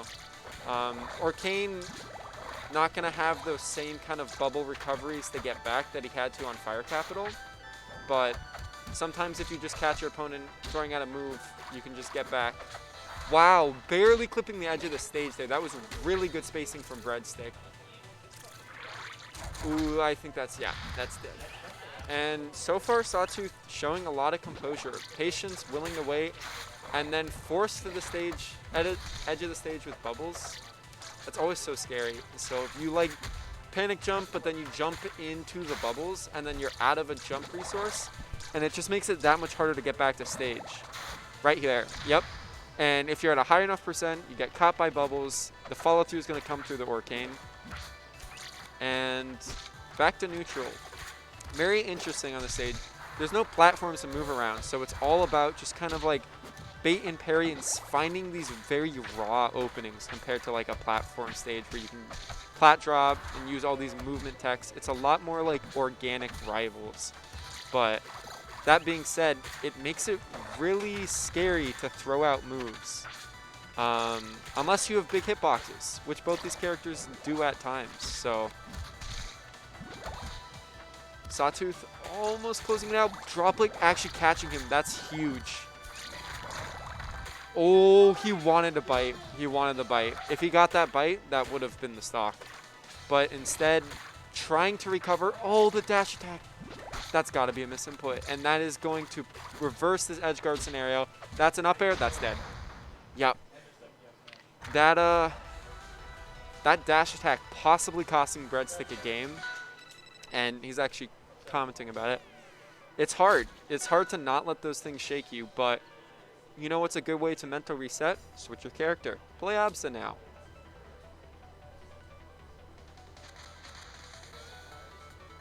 Noah is in losers now, so that is a possibility.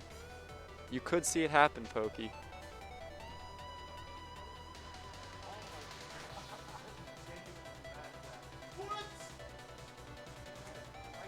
He did it off an SD too. I hope that brings you some pleasure. He killed himself. He was in an advantage state and he jumped off the ledge. At that point, he's bringing it upon himself. Okay, game 4. Gamma mail. Oh, God. Game 4, and this was Breadstick's pick once again. Another interesting stage to take Sylve to. I can definitely see it for Absa, but you're going to die to those up airs really fast. And Sylve is going to be able to chase you with those up airs with that top platform. So you want to make sure you're taking those vertical kills faster than the Sylve can.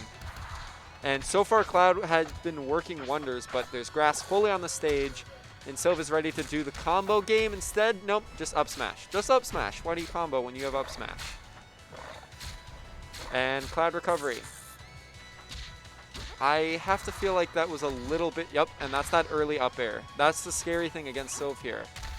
And Absa does it right back, so both of you can just press up air to win the game, I guess. Just keep pressing it. Sawtooth's getting a lot of percent in these combos. He's not been dropping many, and you have to wonder. Breadstick's getting a lot of damage out of these edge guards with like Cloud and Puddle, but Sawtooth, when it comes to the raw neutral game, I feel like is winning out quite often. It's just not putting himself in these really rough disadvantage states for Sylve. Really good DI. If he DI'd that in, he was getting up aired off the top. Like that. Good DI to live. Great parry. And stare at him. Don't press F smash. Press down smash. Get a stock. It's going to work anyway. Why not? Great fair. Another great fair. That's an up air. And honestly, I was going to say that's why you picked the stage, but that works on any stage for Absa.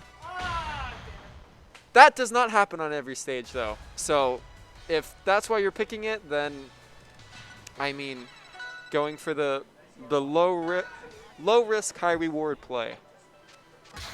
And back to the Arcane. That's not how you want to see a Game 5 happen, but you do get to see a Game 5 happen. So, depends on who you're rooting for, depends on what type of rivals you're wanting to see, but at the very least you're seeing more of it, which for most people is a universal good thing. And holy crap, this has been a long set. Let me just say, I've been solo casting this whole time. My mouth is getting dry. I don't commentate, but it's a fun set to watch. I sure hope that this second Game 5 doesn't also end with an SD. That would be sad. I sure hope that doesn't happen. A tragic SD at the end. There's a difference, though, of that happening in winners and losers. Honestly, there's not a very good reason for it only being losers semis. The only explanation is that we were having audio issues, so we were messing around with that for a while. But besides that, no real explanation for this one. I can't even say that many Game 5s. There's been like 3, maybe 4. And to be fair, most of the Game 5s have been on stream, so that is going to delay us farther. Yeah. I mean, to be fair, if you turn off the audio, you don't have to hear me or the bad audio. So it's kind of like a win-win in this situation. No bite coming there from Sawtooth. That's definitely a statement in a set, but actually costing him. And looking very good for Breadstick off the start. Getting a lot of these edge guard opportunities. That down smash not hitting. Ooh, I like the up air, but I also think you can just stay on stage there. Like, you have so much % on the Sylve, you just get bubble into anything and it's going to kill. But Sawtooth back on stage and wanting to get one of these strings for himself. Hoping to get it started there, wasn't able to. So many of them just like reversing on each other into not able to follow it up. Like right there. That's a reversal, but no follow-up. And raw F smash will kill. Arcane has a couple kill moves. That's one of them. On a puddle, it's pretty good. It's very interesting. Sawtooth keeps running to the sides of these stages to get space, but it's actually hitting him off stage a lot. He's taking a lot of % from Bread when he does it, but he also is getting a lot of neutral wins for it. So it's kind of this like 50-50 that is paying off sometimes, but very dangerous to do. Getting a lot of %, but Bread looking to start the rinse and repeat edge guards. Maybe that wanted to be a parry. I feel like that wanted to be a parry instead of a wave dash back or dodge back, but out of resources, but we'll get back to stage. Neutral begins again and the bubbles come. But the up air comes for the Arcane, and that is a stock lead by a pretty comfortable margin, I would say. If your opponent's going to put him... Oh, that's some really rough DI to even it back out. But Sawtooth recomposing. And last stock, Game 5. Please don't SD this game. I'm going to be really mad if I get another SD like this. You made me sit through all these games. If you SD, I will yell at you. Thank you, Bread. Thank you. Good job. Ooh. Landing on the platform above, but not actually falling through with the move. We'll let Sawtooth get a free neutral win there and getting some good % off of it. One dash attack, though, leading to about 30% and a huge edge guard opportunity. This is so scary for Sylve. You are out of resources. You just want to get back to stage, and you do. Just barely an overextension. Oh, good DI on that one at least. Huge jump to get away from that up air. The reversal again, putting Sylve back off stage, but he doesn't have very many resources. Look at that back air. That's huge. Can reset neutral, can breathe, and oh man, Sawtooth has the stage control. Oh, you gotta wonder if there was like a dash attack input there that didn't get through. That was so close. There's so much going on. That's an up air. Great DI. Oh my god. They both want this so bad. This is so close. Just any move, just any setup. Oh my god. Can that do it? Great DI. But this is such a hard spot to be in. You have to play so patiently. Down smash. Gonna miss the DI in the second one, and Bread will take that. That's a huge win for him. Great job. Arcane Sylve.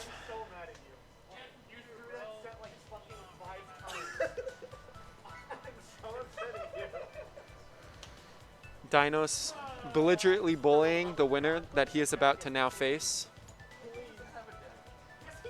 Yeah, that was a huge win for Bread. And, you know, it's hard to say that, you know, it's crazy surprising when he looked really solid throughout the whole set. Like, it was nail-biter at the end, but there were a couple SDs, a couple just overextensions where Bread had a really solid lead in a lot of those games. And it took him till the very end, but you wonder if just a couple more confirms came out in some of those games. That may not have even been in a game 5, and that's very impressive from Bread. Bread making a very good run, and now having to face Dinos, the man who yelled at him for winning.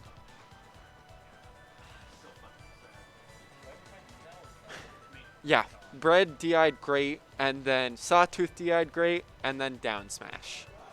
He got off stage and he had no flowers. Yeah. If I were sick, I would have done a double bubble into that smash going off stage, but like I'm not, so. Yeah, but you won. So that's sick enough for me.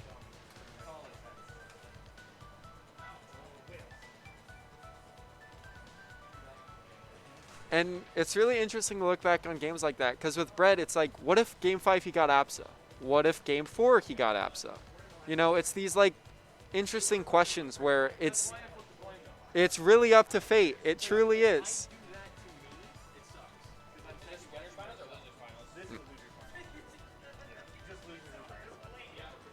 You can really say the stars align when Breadstick wins, because not only is he getting some great victories over some good players, but he's flipping a coin to do it nonetheless.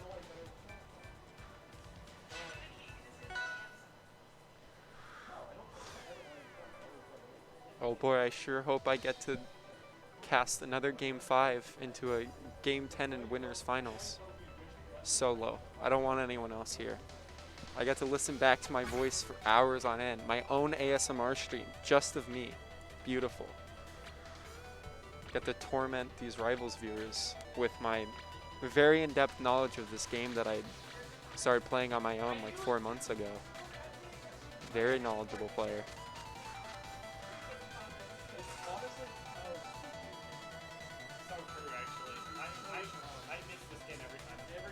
Breadstick claiming that the Fates not only had a role, but the Spooky Arcane did as well.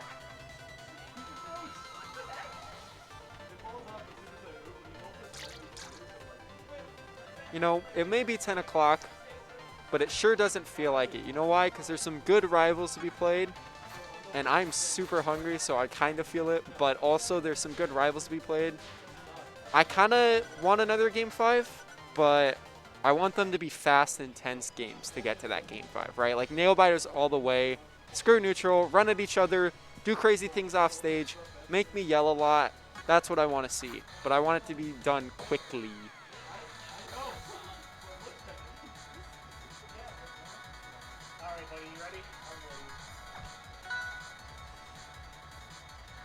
All right, you heard it here first. Whoever wins Game 1 wins 3-0. I'm not a betting man, nor did I go to Double Down, but someone else here is. And Merchant Port to start it off. That's been a pretty consistent classic for most of tonight. A lot of Merchant Port, a lot of AZ Rivals. And this is not what you're hoping to see if you're me, because that means you're going to have a lot of dead air to fill and what could potentially be another Game 5. The start off stare at each other is very scary from a caster and a TO perspective, but I don't know, depending on the type of Rivals you like to watch, maybe a cool thing to you. I think it's fun to watch though. Dinos looking for a cheeky confirm off the top, not finding it. Huge conversion from Breadstick, and that's what I wanted to see. I wanted to see a rip off the start, just going at each other, right? Not caution to the wind, just jump at the other person and kill him. And getting some extra credit for it. And that's not that, yeah, that's dead. That's dead. Okay. And 50%, It's a good amount, but that will not take Noah long to recover that back. The big thing is that Orcane just needs like 20 more % and then can start threatening with some of these chases, these kill moves. But Claren can kill you very early too, and all it takes is a couple wrong DIs and a couple of reads from the Claren, and suddenly you're down to 1 stock.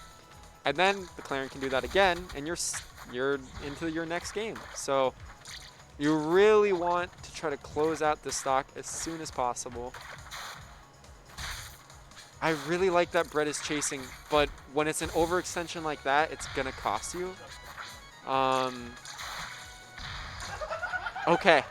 Yeah, I don't think that was picked up on mic, but Breadstick out loud saying, probably Dinos could hear him saying, I need to up smash more, and then takes the stock with up smash. Practically calling out the up smash, telling him what he is about to do to him, and it works. Good presence of mind from Dinos to not chase, knowing that the puddle is out there and he would be putting himself into his own edge guard scenario if he tried chasing. And this is a fully even game. This is very close. That up air is so close to hitting. Ooh, not the sweet spot, but in a good position. Getting out of it with back air is a very huge. Not finding the dash attack. That could be. Ooh, yep, that's Galaxy. That's Galaxy. That's so scary. It's, what do? DI that in, and then he comes at you with another move like fair, or DI out, and then you're getting upbeat into a surprising Galaxy, honestly, if you ask me. And switching it up to the Absa, I'm curious. I've seen a lot of Bread's Orcane. I played against Bread's Orcane, and then played against entirely his Absa, I think after 2 games of it. But against everyone else, he's been getting a lot of that Orcane. And I don't know, I've been really liking his Orcane today, but he did beat me pretty much with Absa, so I think it's gonna be interesting. Let's go Breadstick. A lot of Dinos haters in this chat.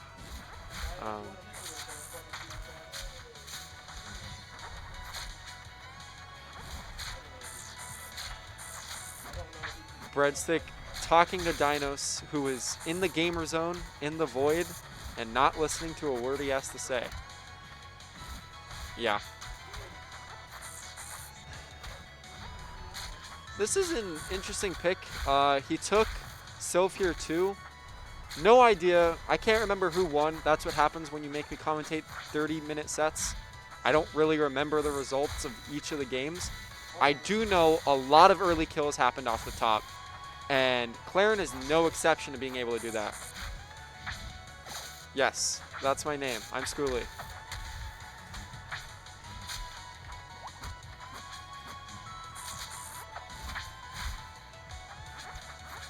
Oh, yeah, that's my job, because I'm the one here. Thank you. Someone here is at least paying attention.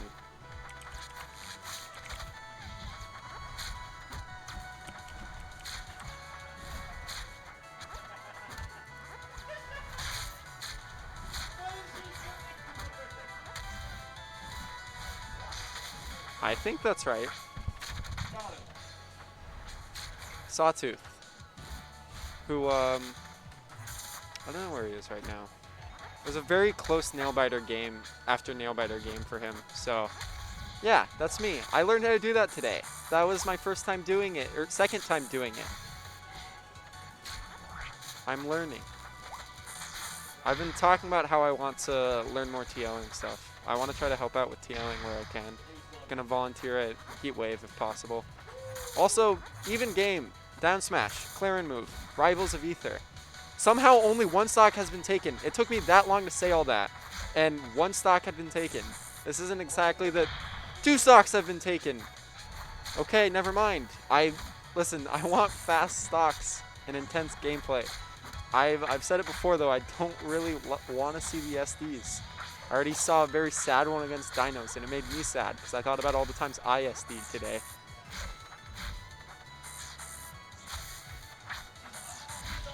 That is the one thing about bracket running longer is we have a lot of grinders here.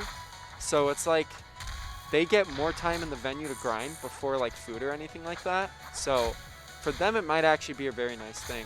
For me, I have not eaten since like 9 a.m. I'm a little hungry. But Rivals of Ether gameplay. One stock, bred at very high percent, very scary, very dead. Game 3. Not out of the question though. None of these games have really been that far to grasp for Bread, right? Like that second game, Dinos was very much in control throughout, but that really doesn't take a lot for Absa to convert, right? Like it can just be like a couple of exchanges and Absa can take that back. And Bread's Absa can certainly do it, even just on the edge guards. And honestly, that's one of the like most consistent thing I see about Bread is his edge guards, whether he's on Orcane, whether he's on Absa, the uniform consistent edge guards is what he's always getting against players, and it's always putting him in these very great advantage states.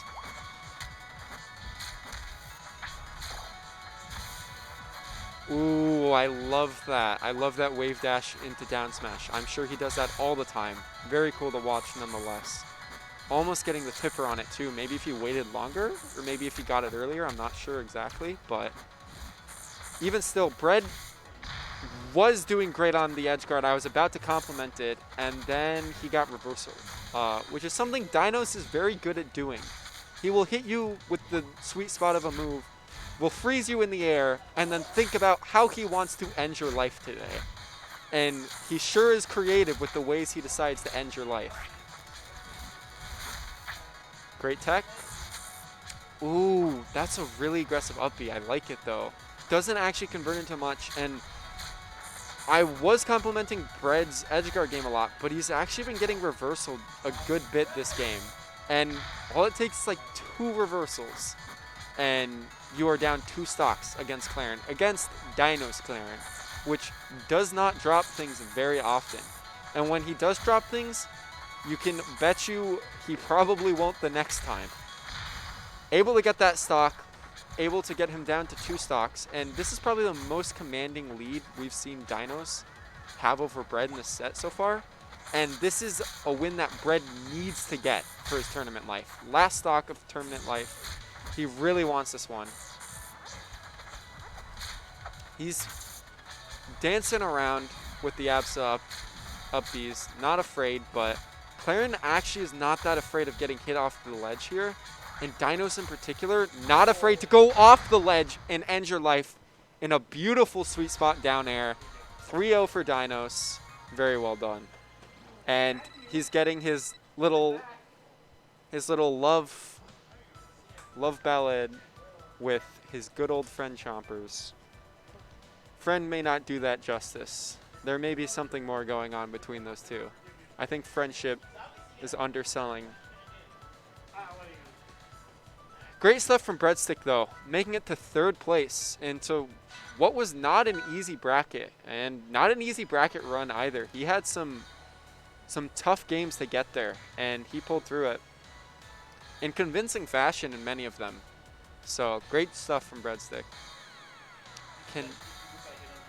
Cannot be upset if you're him.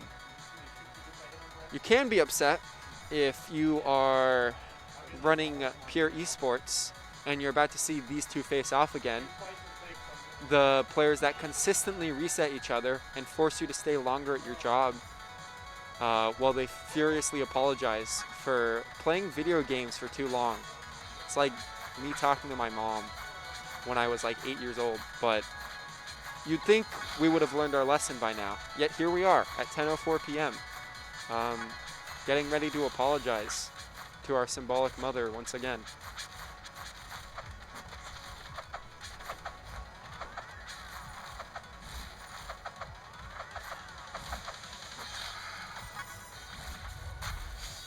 What are the chat predictions? I don't know how to do that. Oh shoot, I'm gonna do the names now. I can do that. That's me. I get to do that. Wow. I'm putting the names in.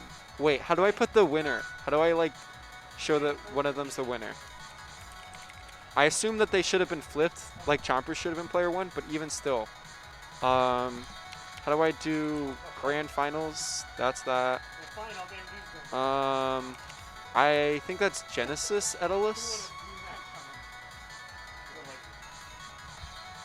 I don't see Genesis. Oh, there it is.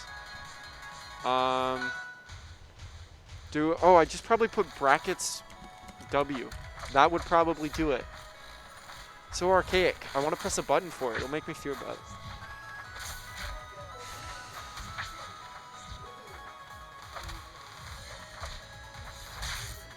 All right.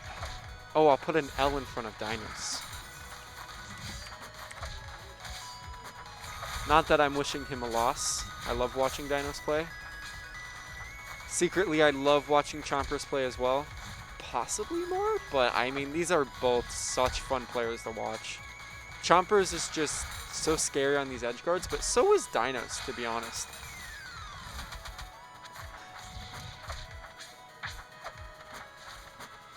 And it's really interesting watching these two play because you see it a lot, right? Dinos, Chompers, Grand Finals, it's not an unusual sight to behold, but neither is seeing new stages, right? Like, they're constantly testing the waters with these new stages. Like, there's not this one favored stage where one player just washes the other. It's so back and forth that these two are constantly willing to just try another stage. Hey, I haven't gone in here a while. I think he's doing this great today, so I'm going to pick this stage. And to be honest, it works out very interesting a lot of the time. Like, the evolution between these two players makes this not feel like Claren and Edalus, but Dinos and Chompers. And that's a pretty good rivalry if you can get it to that point. Very even game to start off. Both of them just kind of like testing each other, it feels like a little bit. Dinos not afraid to go for those raw smash attacks, and not inconsistent at hitting them either. I think I might... Nope, never mind. I have been bailed upon once again. More solo casting. My poor little voice. Oh, Breadstick's coming on the other side. I get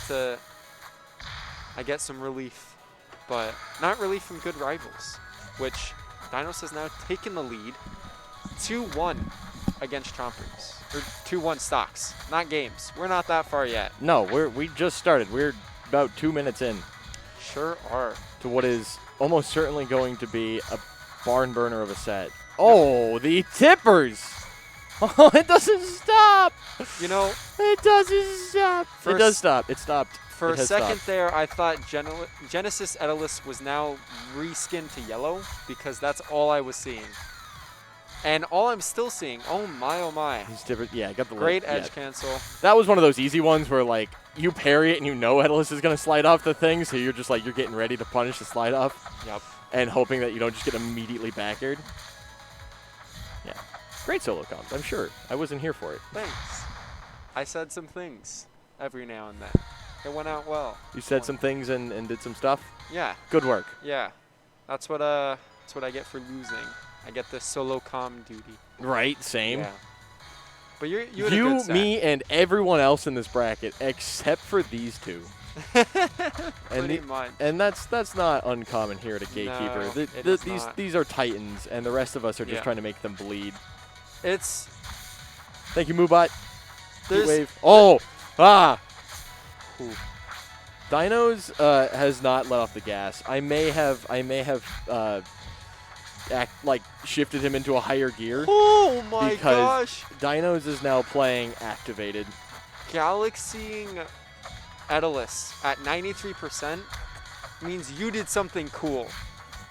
Usually. Armada! And Dinos Oh no! sure Oh no! did something Oh no! cool. Oh no! my god. Dinos is giving me my wish of a very fast, intense, and then he's just standing on the platform. here at 35 on the top platform, Wow. and then he died. Ah! So Oh no! I have now seared this stage in my brain as what not to pick. This is Into a dangerous stage, but it's dangerous for everyone. Like, Yeah. Chompers can drag this back with some quick kills up the top. And if there's anyone that can get early stocks on this stage, It's not Edalus. Edalus is not that character. He can kill off the top, yes. And he can kill off the side early, yes. But straight up, he has not got access to the most vertical kill options. That is most true. of the rest of the cast. I feel like a lot of it comes from the actual like edge guarding and off stage play. He's dead. It doesn't come from He's got an air dodge. Wow. Missing No that ice armor. armor though, that's gonna hurt because Jab, that might be it. forward That's smash. it. Yep. There we go. And Dinos wanting to 3-0. He's hungry. Somebody do me a favor and clip that, by the way. Yeah. Please. Yeah, that was He was That's, so young. that's a PR video. I don't know. Okay, well, let's not go that far. But it was a clinic. Okay. And I don't know if we'll see that stage again. I said he was dead, and then Dinos died. I am a prophet. I'm not a very just like any good oracle. Like the prophecies need to be like interpreted by the people, so they don't usually mean what you think they mean. So I think this is the part of the set where Dinos starts letting his very good friend Chompers start winning, and then we go to a game 5 anyway. Exactly. So let's see if Dinos makes do on his promise of always making these close games. Of resetting the bracket every week. Yep. Oh, I forgot. We're getting more games anyway. Yeah, I was going to say, if Dinos wins, we have a forgot. reset. I totally forgot. Yeah. Awesome. I tried to stop Cool. him. I really did. But I also only up smashed once. Yeah. I think what you did was power Dinos up. I for did these power games. Dinos up. And that's the second armor that Chompers is missing. Yeah, and I Back air. feel like Chompers is a very composed player, but stuff like that does start to add up in your head. Oh, You the start fair, the up smash, or the up special not going to kill off the wasn't side. able to fast fall the first hit, so Chompers will get through living on Good that. weight. Sometimes you just got to land on stage and just keep your resources for when you get there. That And tip, yeah. I love anti-air. yeah, down smash hits you in the air. Makes sense. So does mine, so I'm not complaining. Nair fair. Up air, that'll kill. Even game. And Not even even Not game. I thought even the game. stocks were And- even, but yep. no. No, Yeah. Chompers has only died once. He's just been edge guarded a lot. this is the part of the games where Chompers gets to play, and then Dinos will get to play, and then Chompers will get We've to play. seen these two both reverse 3-0 each other, so like I count nothing out. Yeah. All possibilities are on the table. But that Nair, again, sometimes you just gotta land. Sometimes you just gotta land. Whew, you gotta respect just, land on stage. Oh, no freeze. Wow, I'm surprised. He was in between the ice. Yeah, like I could say, Chompers is dead here. And that could be metaphorical, right? It could be like his momentum is dead. It could mean that like his song choice is dead entirely. It could mean his stock is gone. It could mean that that back air is going to take him off the top. Yeah.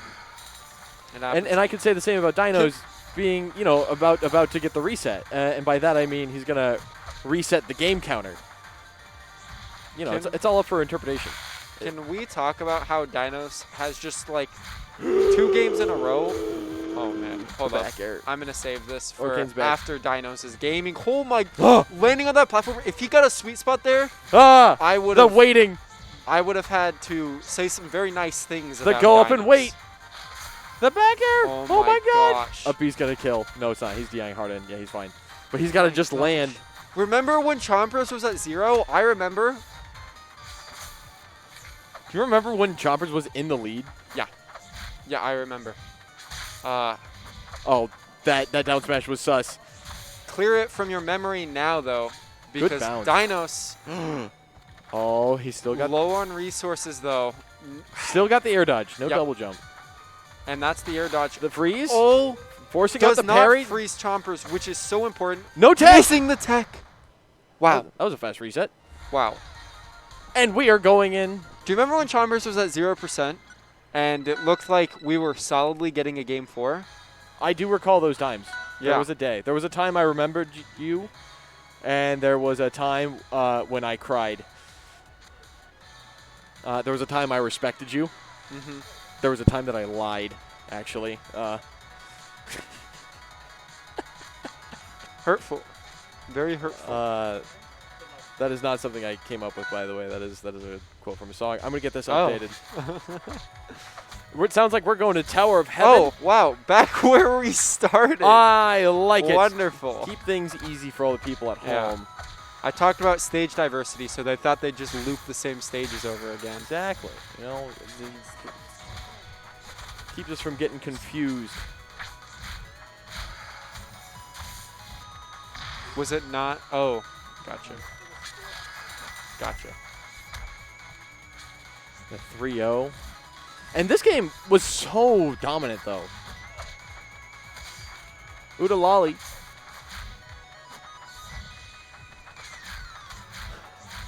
Dinos is, Up smash. Oh. One of the reasons I don't like going to the stage is it is so easy for those up smashes to just kill. And I do mean that against both these players. Up smash is a scary, scary move on the stage. Ah. wow. Just stare at him. So is And- up tilt. That's what I was going to say last set before Dinos That down tilt.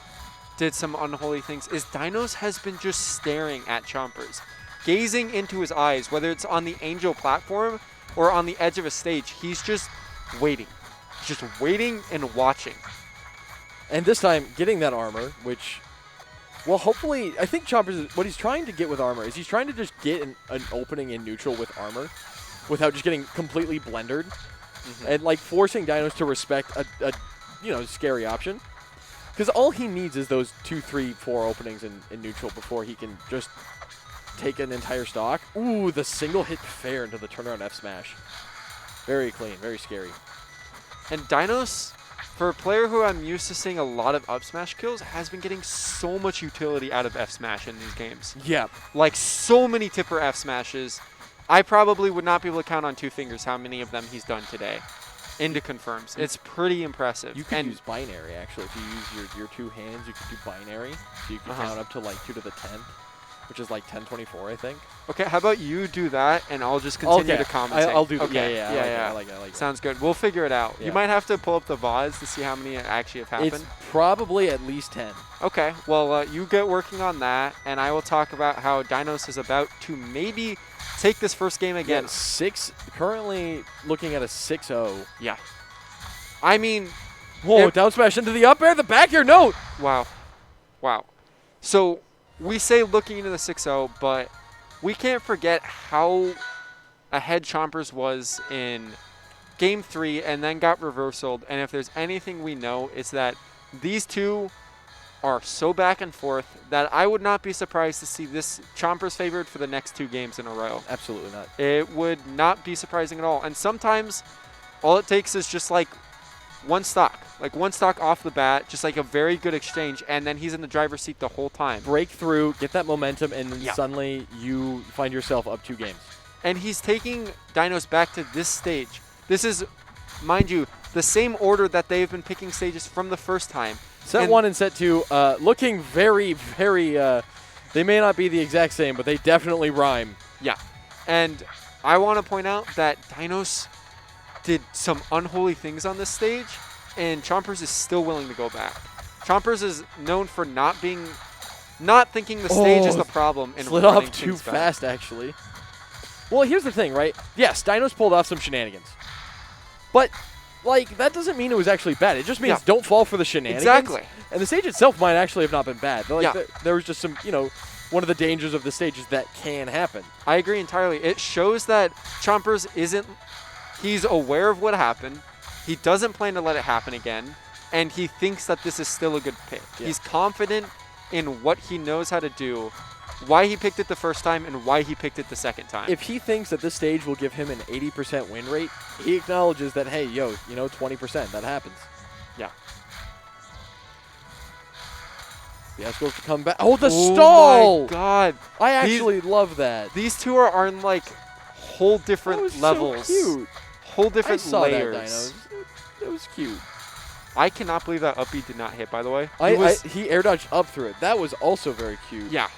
That was very bold from Dinos and very well done. Wow, that up air barely missing. Chompers so Tipper close to getting taking the through. stock. In a lot of trouble, though. Yeah. No air dodge. Gone. Huge. It's so important that he gets back to stage there that quickly. And look at how much trouble. Wow. He waited on that Dacus. He waited until like halfway through the dash attack. I was going to say, something that I want to point out, both these players actually struggle to get in. Like, and both of them are better, like, counterattacking and playing at a distance than they are at getting in. So it's so hard for both of them to just be like both of them kind of want to stay at that range where they can maybe get an opening. And sometimes it's just like you throw it at it, throw yourself at them and hope that you hit them first. And, oh, the spacing. Oh, Dinos. I don't know if that was meant to be an F tilt or if that was meant to be just a hard read on the F smash. But the spacing again on Chompers. Oh, he's a big boy, and he's dodging these by the smallest of hairs on his bare chinny chin. Yeah. He doesn't have any hairs on his chin. It's made of ice. And winning on this stage would be so important for Chompers. He's gonna be able to get his first game of this set, but also he's saying, hey, you know this stage that you completely mollywopped me on? I beat you on it. And now I can do that on any of the other stages we already played. Yep. Be ready for it. Woo, that side B, though, it's not over yet. Dinos Nope. could... Dinos did some unholy things in Game 2 3. and Game 3. Yeah, no, but that's... I'm dash surprised attack that was into an not a up tilt. Dacus. There it is. Yeah. I don't think he trusted the Dacus. I think he respects Dinos' ability to get out of it. So he got the up tilt out, sent Dinos off stage, was probably hoping to chase with like an up air or a fair. Dinos DI'd the up tilt way off stage, and Chompers then covered the return. Merchant Port! We love Merchant Port. Where did they play Game 3? Game 3 was on Neo Julesvale. Okay. Not an exact repeat then. Yes. Definitely not repeat score-wise. Maybe they'll go there the next game. The amount of stalling that bear did, I don't know if it's actually possible for that bear to have stalled any harder than he did.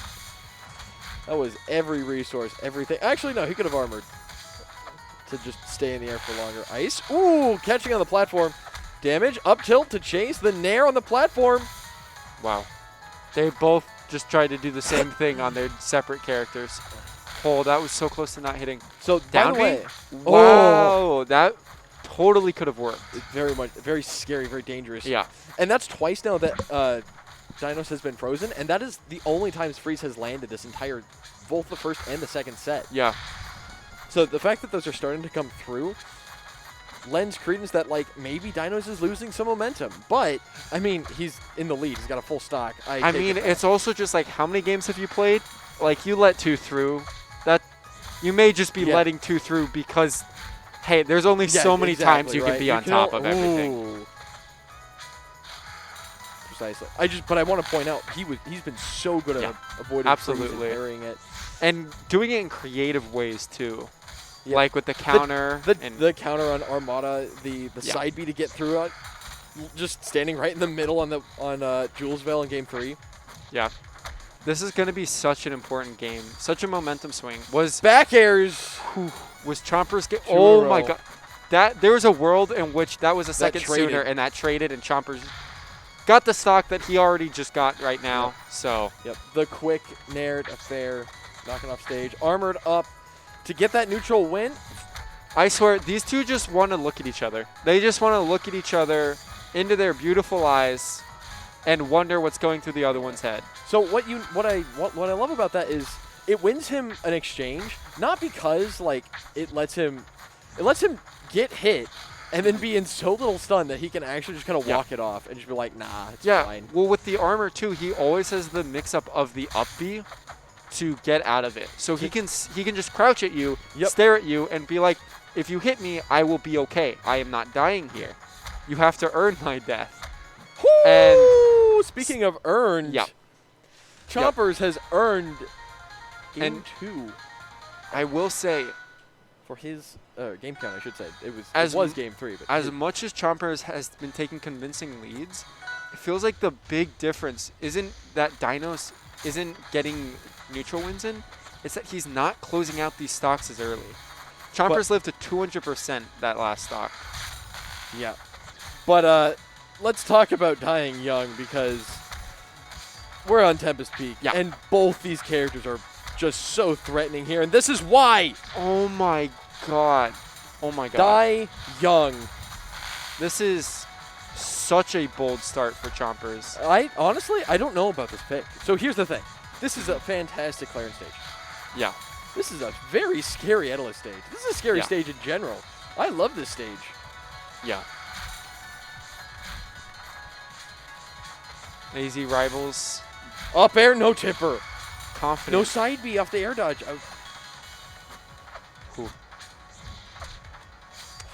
And But that might be it. Ooh. No, high ceiling. see, that's what I'm talking about. Like, these confirms have been so rock solid from Dinos this whole time. You wonder if it's fatigue. You wonder if it's just like Chompers mixing up the DI. Yeah, and like, starting to adapt. yeah, but it's like whatever's Good bounce. happening. Great bounce. Sometimes you don't want to tech the any. Yeah. You want to no tech and you want to just like fly away and be like, nope, get me out of here. If Chompers can get this stock and keep armor, it's gonna be so hard for Dinos. That'll kill. Yep. That'll kill. And the token forward smash instead of the up smash to close it out here too.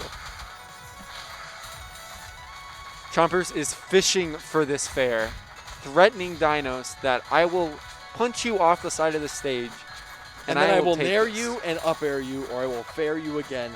That was Yep. meanwhile saying I will down air you through this platform. Yeah. Just give me a moment, and Tom's Wow. like, do it. You They won't. they just dash back and forth on the stage 4 times and then a parry. That's awesome. That's neutral. That is how you know you're in your opponent's. Oh no! Oh, you did double jump. I'm so mad. The input got eaten. I'm so mad. That could have been the entire set. I'm so mad. This Dinos, I signed the contract for you. You're welcome. Yeah, that is Chompers saying to his lovely little friend Chompers, I remember when you SD'd in our game an advantage. I got so you. I will do it in ours. Wow. Keep things interesting in this game 4. I told you, they literally take turns. They just won't let it No. go down easy. Ooh. Great parry. One. That'll be it. DI'd out. Too much. SD not mattering. Chompers able to seal it out and take Gatekeepers 162. Gatekeepers 162. Congratulations, Chompers and Dinos. Excellent set. Excellent games. Excellent tournament. Before 10:30. They closed it out before 10:30. Let's go, everybody. And with that, we are going to say, well, I won't say goodnight just yet Yeah. because Heatwave. I will let the more veteran people indoctrinate you into what is Arizona Rivals real quick. Yo, let's go AZ Rivals. It's this place. It's the state where the rivals are hot, the people are hotter, and the It's true. games are the hottest. It's very true. And Heatwave Thank you for listening to me say random things for a while. Is the Here's hottester. Dinos. Thank you, Mr. Skooli. the hottesterist.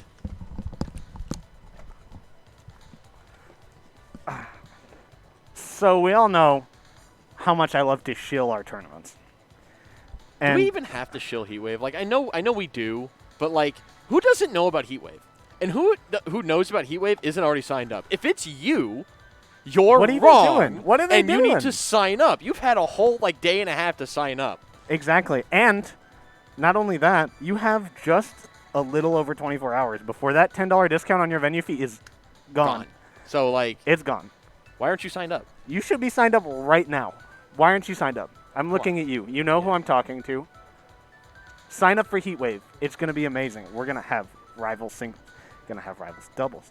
Going to have Rivals Workshop. Going to have Windjammers, Lethal League, Lethal League, Blaze Framemakers, Framemakers is making. Nasby. We have everything. Guilty Gear Strive. I was really excited about that one. I know a lot of the Rivals players play that game too, so that's going to be a fun bracket. Yeah, it's gonna be an excellent venue as well. We've done the AE England Yes, building. we're back in the before. A England building. Wonderful place. Extended schedule this time. Hey! Not only do we have 2.5 days, Mhm. we have the evening of Friday, Oh. but all 3 days we have extended hours. We're going to be able to be in the venue longer than we were last year. They don't even have to kick us out. They don't even have to kick us out. We can just hang They don't out. even have to kick us out. Let's go. If you aren't signed up for Heatwave, I don't know what's wrong with you. If you I- haven't signed up for Heatwave, it's because you are still moving things out of the way. But you should sign up for Heatwave because you're going to move that stuff out of the way no matter what they are. Exactly. You got a wedding to go to? Move it. Your wedding sucks. Just change the date of the wedding Change to the like date the of the next wedding. week. Yes. Your Or spouse and or loved do one it will at understand. Heatwave. Do it. Have your wedding at Heatwave. It'll Perfect. be great. It'll be great. There's Monroe's Hot Chicken. right down the street. It'll be awesome. It'll be awesome. So, Please come to Heatwave. It's the best tournament ever. also, congratulations. You will get to see this man, and you will be able to potentially stop his bracket destruction. Nah. Only Chompers gets to do that. I tried. I'll get you next time. Marrying Dinos at Heatwave? See, you better show up. I'm waiting. Look, I'm even dressed in white already. That was game 4, I believe. Yeah, he won game 4 of the reset. Yeah, start.gg/heatwave. You have just over 24 hours left of a $10 discount. Do not pay more than you have to. Go sign up now. We have a massive amount of signups for day 1, by the way. I am so excited. Let's look. Look, we had 43 when I checked like 2 hours ago. We're at 46 in less than 24 hours. That is insane. It will be 50 by the time I get home. I think it will. I'm only one person. Well, actually, there was that one bracket where I was 2 people, so like I'm at least one person, potentially 2.